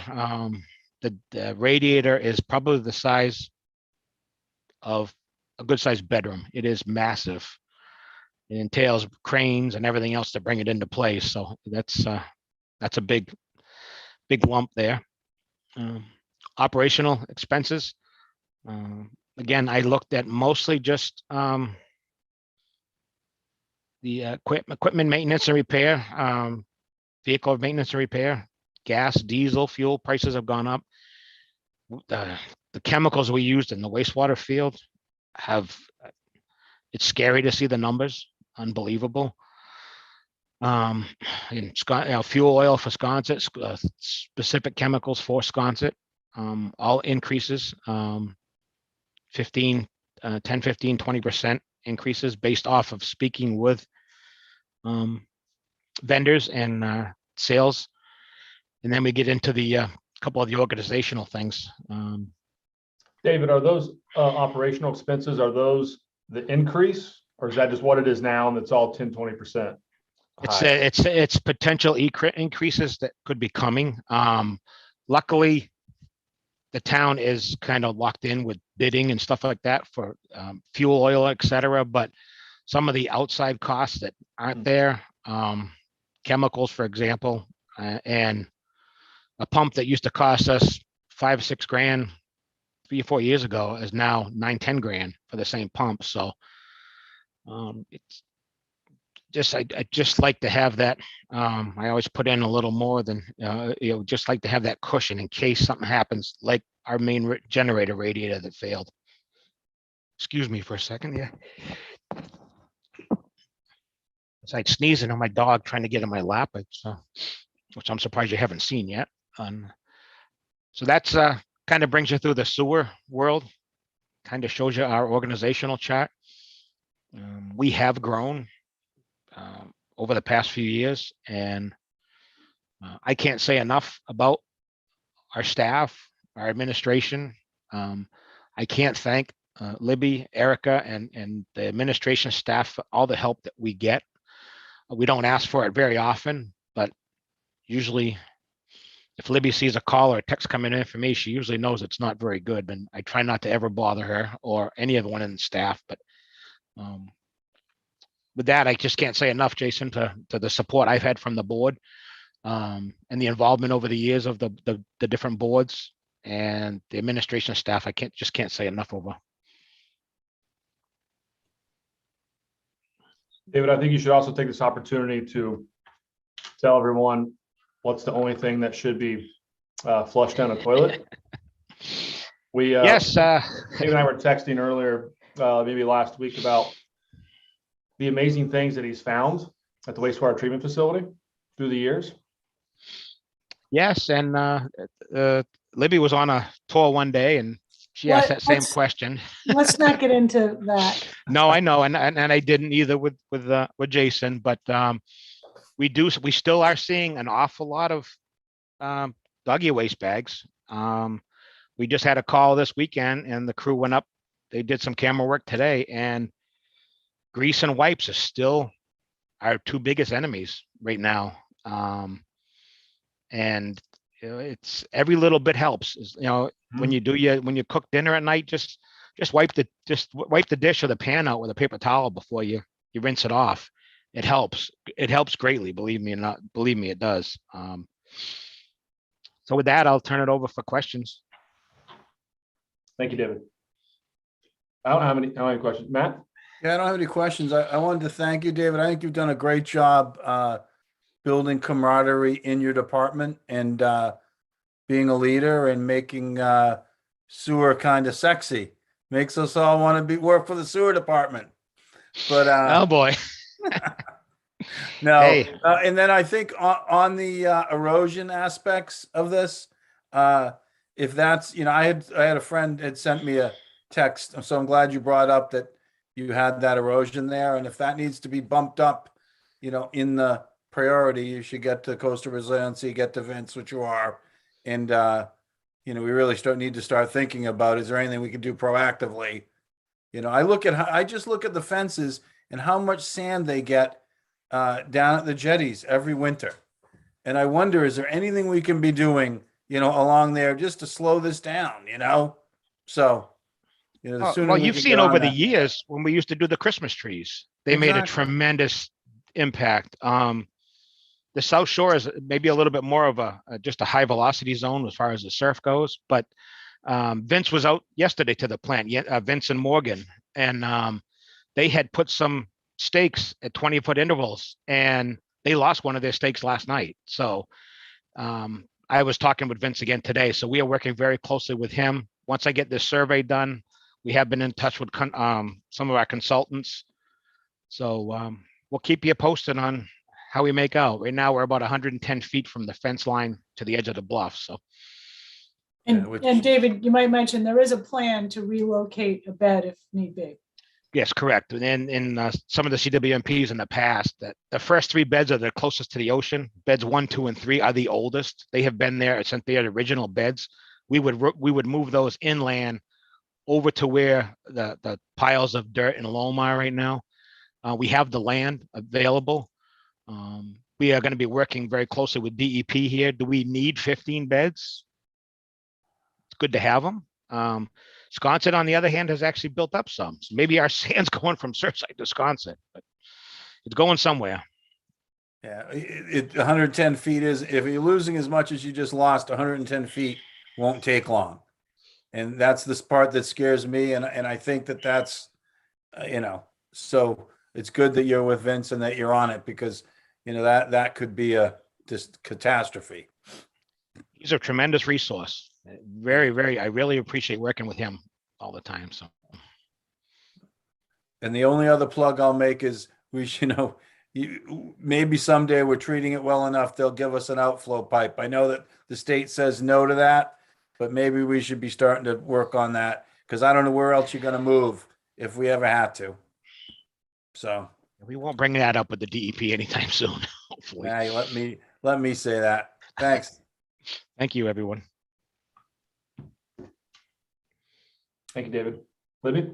Thanks, David. Next, under your all's reports and comments is the warrant. There are, Erica, maybe can you pull up today's version? Even since I worked on it today, there have been some additional updates. So let me just take you through. There are some things that you all are going to need to determine either today or next Wednesday. So just pointing out a few things here. Article 7 is the personnel plans for non-union, non-contracted staff, mostly seasonal and per diems. And we are seeking to increase all of the hourly rates, pretty much all of the hourly rates, by about $2 an hour. And we were having some follow-up discussion a bit later today. There was some follow-up discussion about potentially, Erica, go down a little bit, in this seasonal salary schedule, possibly even more in that schedule, because what we're finding is that we are really going to need to be competitive with seasonal employees like lifeguards and DPW workers and positions like that. So we may even be possibly increasing this a little bit more, but I don't quite know yet. In any event, that's just FYI. Okay, yeah. All right, now, right here. So we do not yet have the capital program committee's report on fiscal 23 capital projects. However, the finance director and myself and the assistant finance director and the town manager have been reviewing these projects. And I think it's safe to say that most of them that are listed here, if not all of them, most likely all of them, are likely to be recommended by the capital program committee. And they also most likely will all require debt exclusions, because we do not have available funds for everything that is put forward and likely to be recommended for fiscal 23. So currently, the potential debt exclusions, and these would either need to be standalone articles or in the motion to Article 10. And that would depend on what the Finance Committee ultimately votes to include. So we have, and you all know all of these, but it is a bit sobering to see them all together in a list. We have Island Home Design for $8.5 million. We have supplemental funding for the Harbor Master building. If you recall, that project was put out to bid. We didn't have enough of an appropriation along with other projects at that time. Because of, again, along the lines of what David was talking about, supply chain issues, labor issues, things of that nature. The Pleasant Street repaving and sidewalk repairs. This project needs a bit of work. So don't hold us quite yet to the 2 million, but it's in that range. Loran Barracks repairs, $4.5 million. Again, that project turned out to be a much higher cost than originally thought once things like hazardous materials were uncovered, and those are going to be required to be removed, and that is a very costly process. School campus-wide master plan projects. This is the big ticket item, $16.4 million. Sidebar, I know the school is having a update on it tonight. They've also asked to come to your meeting on February 9th to review where they are with this. So that is sort of tentative right now, but currently on the schedule. Central municipal facility design, 6 million. Seasonal employee housing construction, that design is being worked on right now. 8.5 million. PFAS soil investigation, 2 million. Those are the specific capital items. And then we have the real estate acquisitions, 10 to 12 Washington Street would be 4.75 million. And these articles would be located elsewhere in the warrant, but I just thought it might be appropriate to group them all here so you can see them in one picture. And then potentially a housing / real estate acquisition / affordable housing projects article, very similar to what was approved in 2021 annual town meeting, for the number being talked about most recently by the board is $10 million. And that all totals approximately $64 million in debt exclusions. And that would equate to, and I don't really want to be held to this, but I asked Brian to calculate the tax rate impact of this. And it's hard, it's a little tricky to do that because not all of these projects would be borrowed for the same period of time. There may be differing rates depending on what they are when they go out for bonding and basically when they come on to start getting paid. And that would most unlikely happen all at one time, but just say it did, just to get a number out there. The average year-round valued property of, is it 1.3 million, Brian? Yes. It is, we're just waiting for the assessor to help us update that. Yeah, that's last year's number. Would equal a tax rate increase, a tax bill increase of approximately $200. But again, that would be basically a worst case scenario if everything happened all at the same time, which it never does. And that does not include the residential exemption. So I want to point that out because we will need to get these articles prepared and finalized, and need some determination from you all on what I just talked about. So we can come back to that in a moment. Erica, keep going a bit. The rest of this you have seen. Okay. Yeah, this article's, John, I know you sent me this article today. I haven't had a chance to put it in, but we've already discussed this. Special stabilization fund for marijuana business revenue. Okay, sorry, go back up a tad to the beginning of this article. So between planning and town council, the zoning articles have been a bit reordered from what you saw last week. I don't remember what moved around, but this is the make sense ordering placement of the articles. But it does start with the board's, not a zoning article. This is typically the zoning section that comes right around this area of the warrant. It would start with the board's general bylaw short-term rental regulations and be followed by a couple of, keep going down a little bit, Erica, a couple of articles that if this article passes, we need to do 3 very minor things. One is to add a revolving account to the authorized revolving accounts, which takes a town meeting vote. We need to establish a spending limit for that revolving fund. And we need to make a minor amendment to chapter 19, which is the, stop there for a second, which is the provision of the town code, which says that people who have licenses and permits issued by the town have to have all fees paid up. And short-term rentals would be one of those. Then there would be this planning board zoning bylaw amendment for short-term rentals. And Andrew can perhaps speak on this, but my understanding is that this is still under review by the planning board. They meet on Monday, I think, to finalize this, and it might necessitate some additional changes to the board's general bylaw. But I don't know that I know what those are right now. And I don't know, John or Andrew. If I may, yep. If I may, Libby, Jason, so Leslie and Andrew and I had a very productive conversation this afternoon, and I have drafted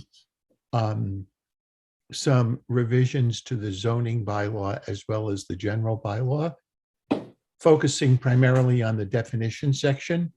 And I've sent that to Andrew and Leslie for their review. It doesn't really change the basic structure of what's been proposed, but there will be some changes to both of those.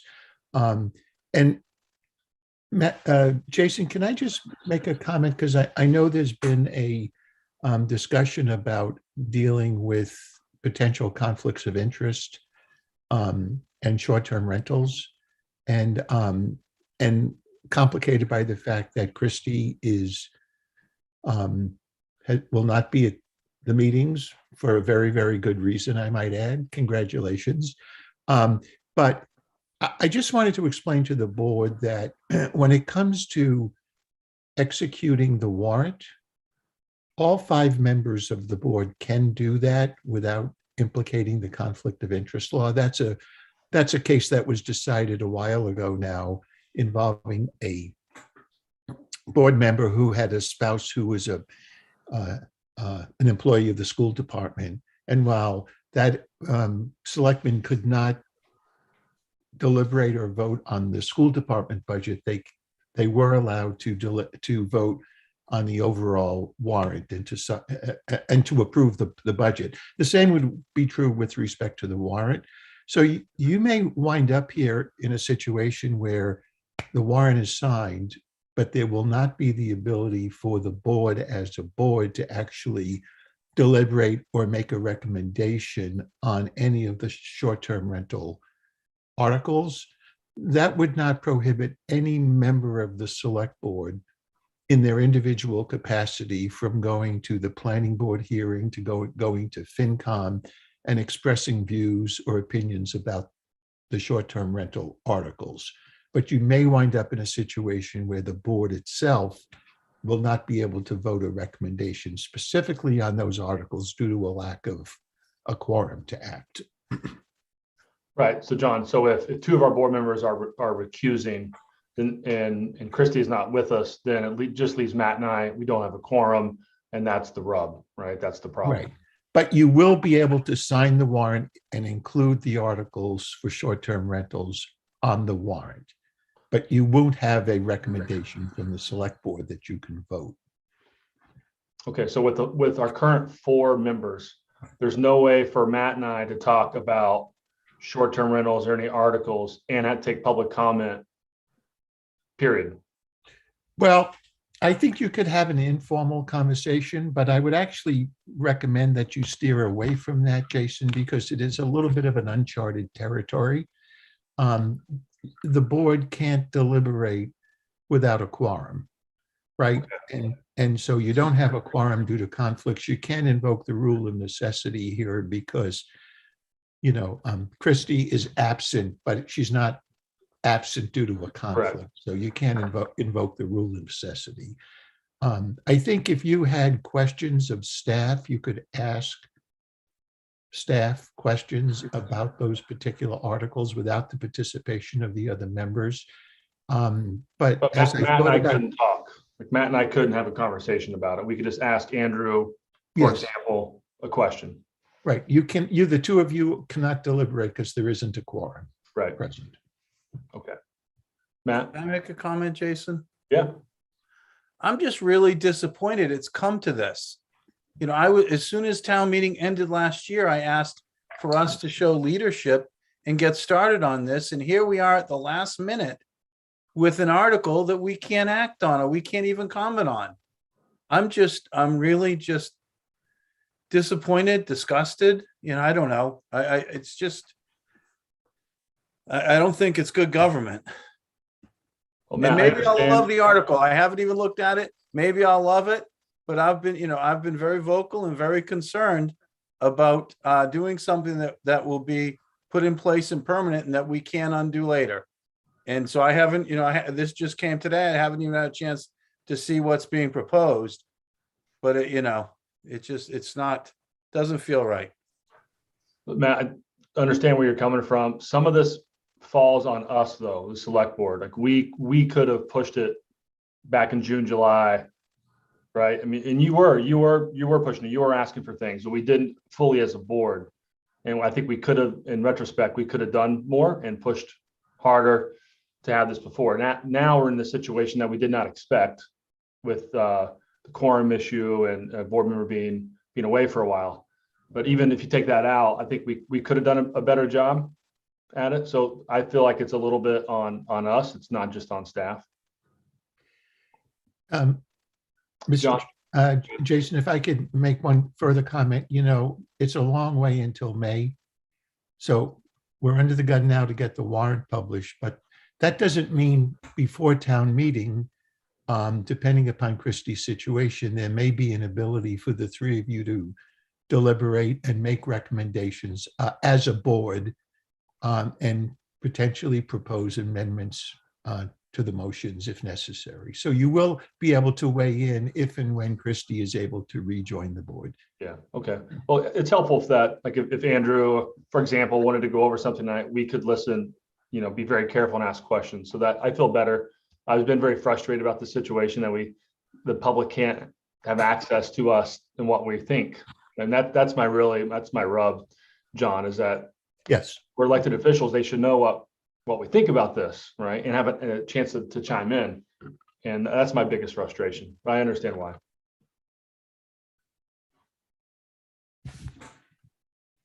Libby, you want to? Yeah, do you want Andrew to explain where they are with the zoning bylaw? If Andrew, you've already okay. heard about the general bylaw a couple Yeah, times. if possible, even if I know it's new, but as much as possible, Andrew, you feel that you can review with us.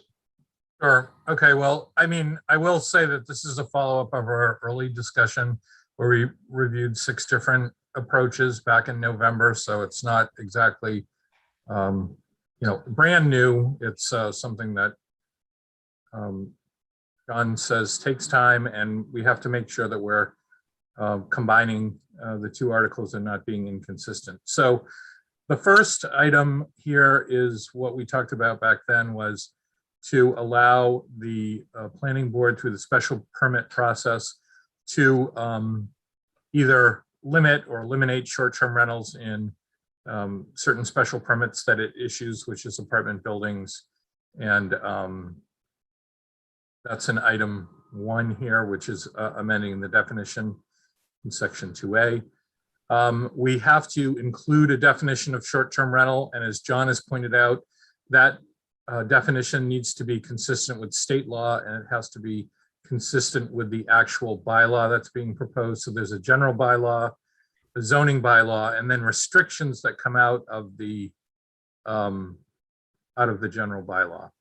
So again, this is a definition that probably needs to be consistent, and John has just, as he said, has sent me a draft.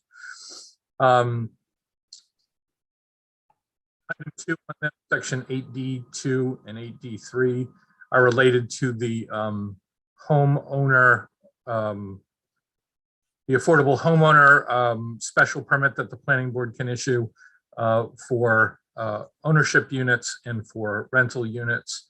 And this again clarifies that the board can put restrictions on this, so that is expected as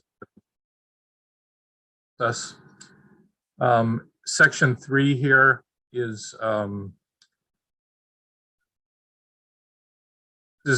we discussed, which was to make sure that the rental of rooms within a property is covered in the bylaw. It's an accessory use. It's a use, of course, that's been existing here on island for decades longer. And the use of, when we use the term owner occupied dwelling, I've included the existing bylaw. This is not new. What's shown in the outlined language is that we define owner occupied as not only the traditional, permanent residence of someone, but also for a seasonal, someone who is there for at least 3 months. So again, this is trying to protect both our long-term residents, both year-round and seasonal. Otherwise, the bylaw the development of the general bylaw covers some of the other areas that we talked about. And then the development of the restrictions which that bylaw would allow would cover, again, some of the other concepts. So I think we've covered it all, and this should be in good order for you to act upon next week. Thank you. So Libby, that's the general bylaw. Is the zoning bylaw amendments, are those any different from last week yet? A little further down? No, Okay, we haven't, I don't have them yet.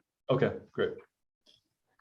And Okay, okay. Oh, go ahead, If I John. may, the primary change that you'll see next week is in both bylaws, we are going to actually add the wording of the definition of short-term rental.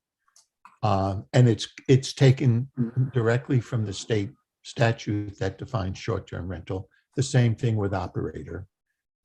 So you'll see more text, but it really doesn't change this. It doesn't change the actual import of the bylaw, if you will, that you've already reviewed.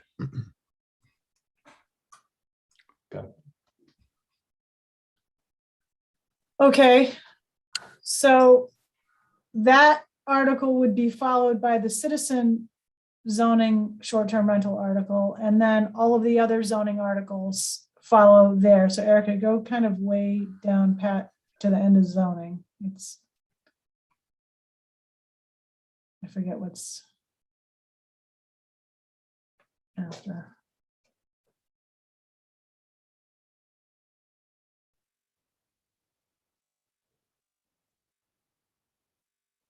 Okay. There we go. So then we get into the general bylaws. You've already seen most of these. So just keep going down. These are general bylaw amendments. These are all yours. We've already gone over all of them. I think cemetery regulations, I think there were some minor formatting changes. We added what the chapter will be. We're kind of still in the process of cleaning up formatting and fonts, and the numbering isn't done yet, that sort of thing.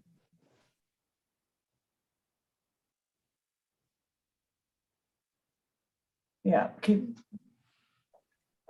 I think real estate. Oh, I know there's some home rule petition information. Is Tucker on? Tucker, get ready. Okay, go up a tad. Sorry, go to the top of this citizen. Yeah, so home rule petitions start right around here, and we are in the process of determining whether or not the pending home rule petition for the Community Housing Bank would need to be modified. So there's a couple things going on here.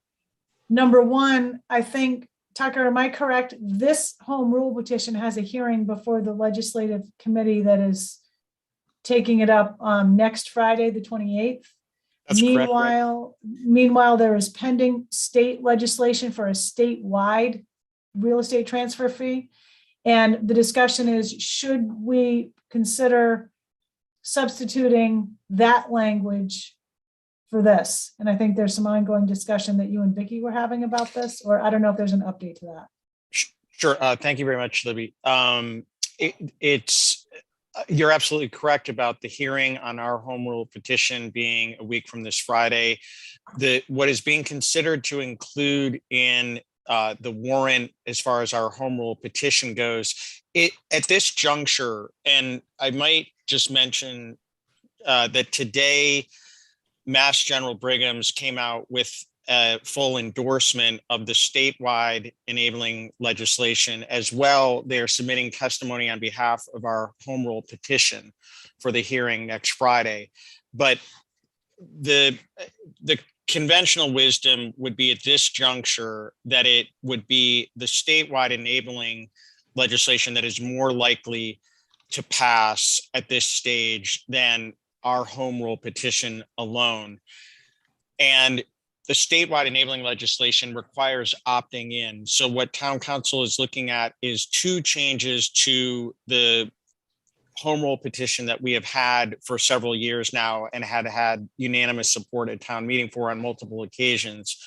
One change is to the upper limit, the upper AMI limit that could be served with these funds, and that would be up to 240% AMI, consistent with what Aspen does, and presently we're at 175. So it'd be an increase in the limit. The second change would be, to the extent that we can, we would like to incorporate a provision within our home rule petition that says, in effect, if the statewide enabling legislation is passed, this will serve as our election to opt in to that new program. Otherwise, we would have to wait until the next town meeting to take action to opt in.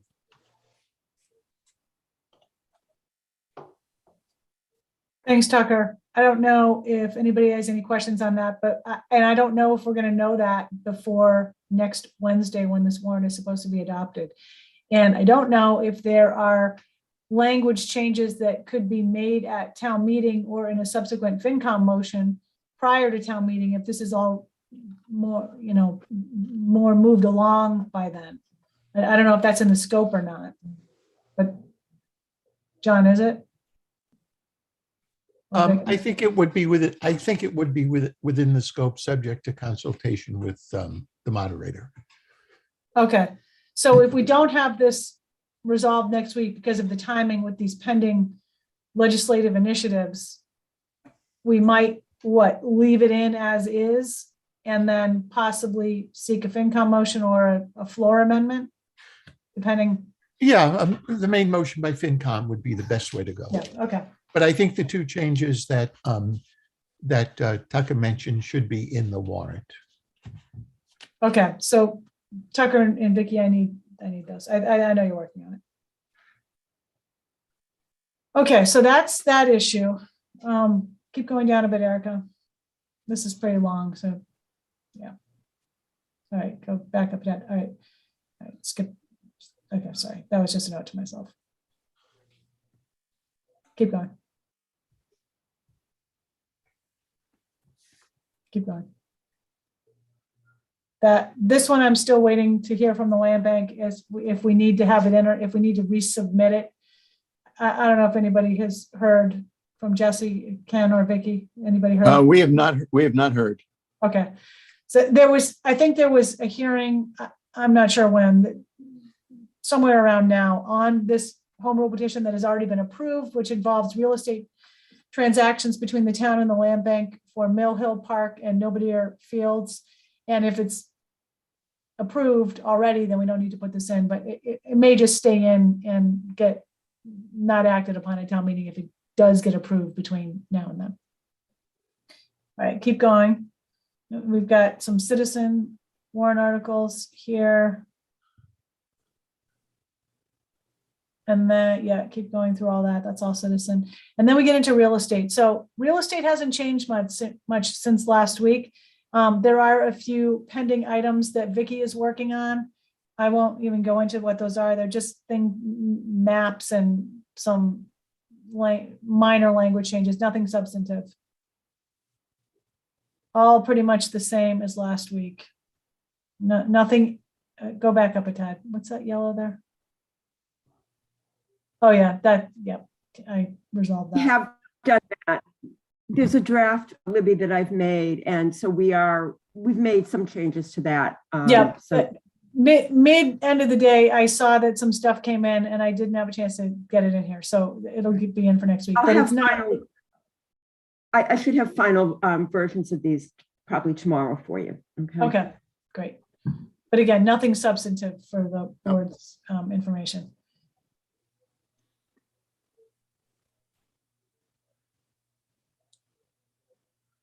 I think we've resolved that the airport utility easement is not, that article is not needed. No, I spoke with Noah Carberg at the airport, and they've been in consultation with the attorney for National Grid, and they feel that they don't need an easement at this time. So, So I'm going to take that out. yeah. All right, keep going. I do need, okay, so here's some board direction needed here. 10 to 12 Washington Street. I just need that written, Vicky, and I can draft it and have you, I just never got around to drafting it, but I think it's on your list. Yes. Okay.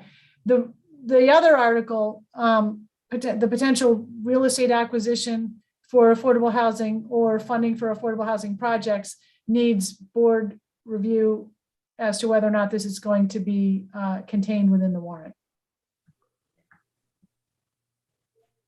So I'll get that for you as well. Well, I think so, but does the board want to have some discussion about this?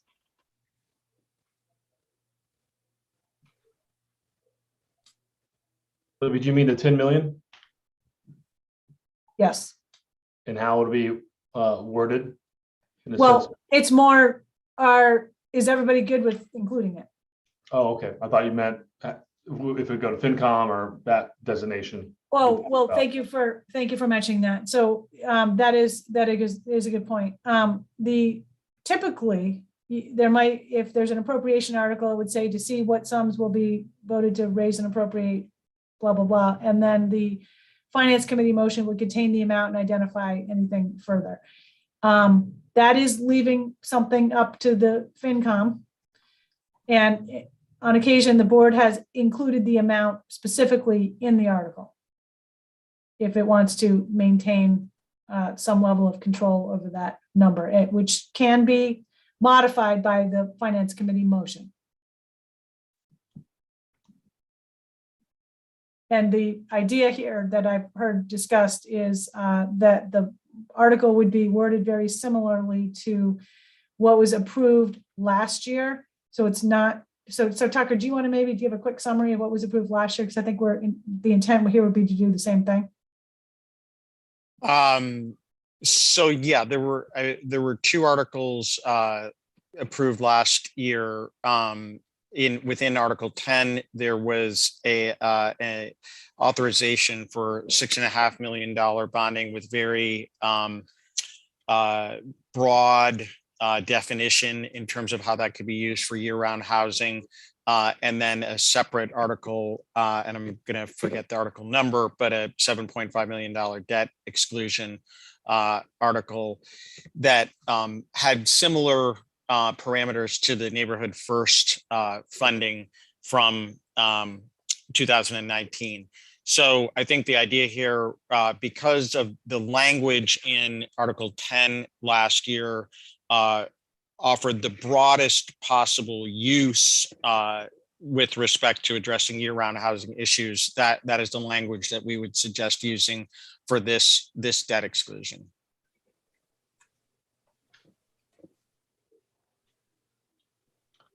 Thank you, Tucker. That's helpful.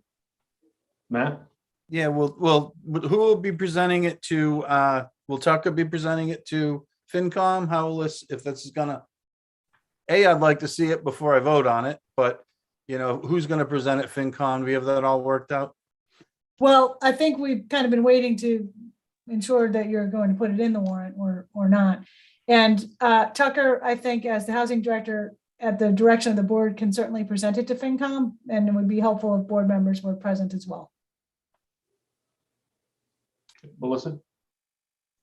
Thanks, Jason. I support putting this in the warrant, and I think it's consistent with our strategic plan. Affordable housing and access to funding is remains a huge priority for the community for a variety of endeavors. I think the Affordable Housing Trust has demonstrated great progress and great fiduciary responsibility to the community. I do think, and we've talked about this, Tucker and I think it's important that as we, on the road to town meeting, we have, some clear presentation to the community about how the funding that's already been allocated has been appropriated and invested, so that because we don't see right now a lot of physical, tangible progress, but there has been significant progress and investment made. So I think we can do both things, but I support putting this in the warrant this year.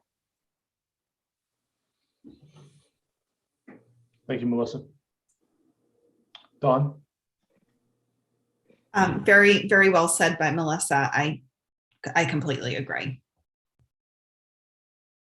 Yeah, I think I'm on the same page. If it similar to how it was presented last year, Tucker, that this would be going to projects. This would be going to whether it's, I don't even know, design, building, not for. I think it's more. It's my understanding. It's geared towards that, not for a equity sharing program or to hire more staff or housing. Right? It's more of the project based. Yeah, this, you know, we've been fortunate to be able to, with the strong support that the board and the community has given to funding articles over the past few years, we've been able to line up some runway in terms of land, and now it's really building out the projects. Not that there couldn't be, you know, an opportunity that comes along that, you know, would be evaluated both by the trust and the select board. As far as if you took 31 Fairgrounds as an example, you know, that was a project that was going to happen no matter, you know, it was happening as a private project, and the trust kind of said, hey, if that's going to be built, shouldn't it be serving the year-round community? And so we got involved in that manner. So, but right now, the focus really is on the parcels that have been acquired or are in the process of being acquired, and building those out. And I really appreciate Melissa's remarks, and for folks who would like to see action around some of the money being spent, if you go to the Richmond site right now, the wildflower portion that we talked about briefly before, foundations are going in, boxes are there, and are going to start being set on Monday, January 24th. So it's exciting to see some real activity.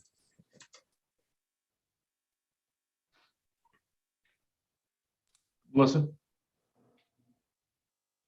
Thanks, Jason, and thanks for that, Tucker. That's really exciting to hear. And I just want to add that it's important that the funding remain fresh and flexible, so that we can take advantage of a variety of different opportunities that come up to solve this problem that we find ourselves in. And we're doing a really good job of these investments, and it's not going to be solved quickly and inexpensively. So there are going to need to be continued investments, which is why I support the $10 million in this warrant. Thank you, Melissa. So do I. Libby or Tucker, do you need any? No, we'll have, as soon as we have the wording ready, we'll get it to you. But it basically, Tucker, if I'm not mistaken, is exactly what we had in Article 10 of last year. Yes, for this debt exclusion, yes. Yep. Okay, so that is that. And I think that's just about it. Erica, just keep going.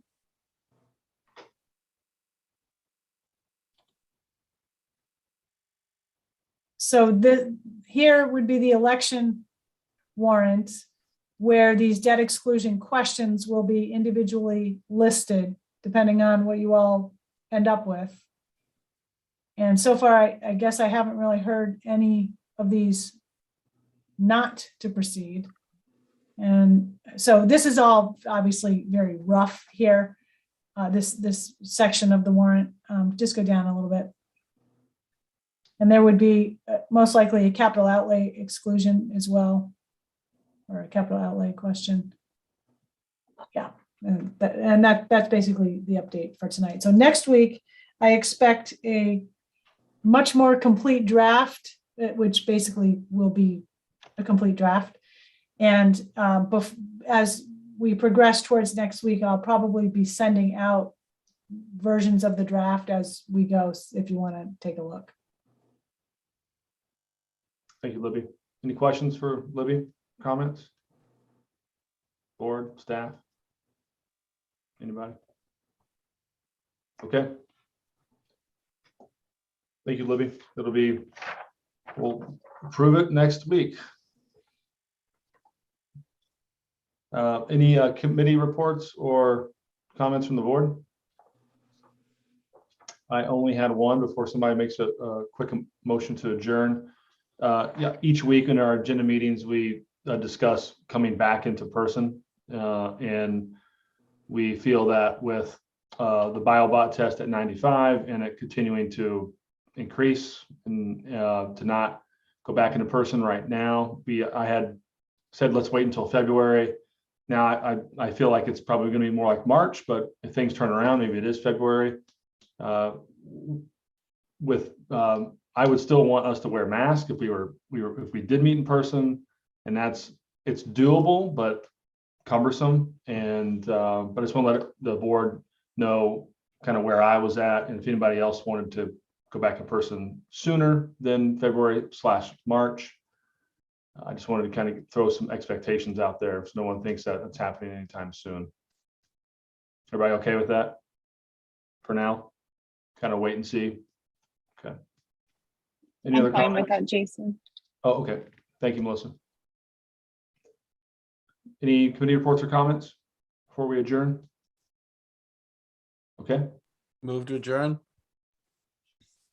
Second. All those in favor, Matt? Aye. Melissa? Aye. Don? Aye. Jason? Aye. Thank you. That's unanimous. Have a good night. Thanks, everyone. Jason, are you going to come in the morning? Yes. What Sign us time? for Richmond? Yes, I can do. I mean, I'll be in at 8, so. Hey, okay, I'll see you right after 8. Okay, thank you. See you then.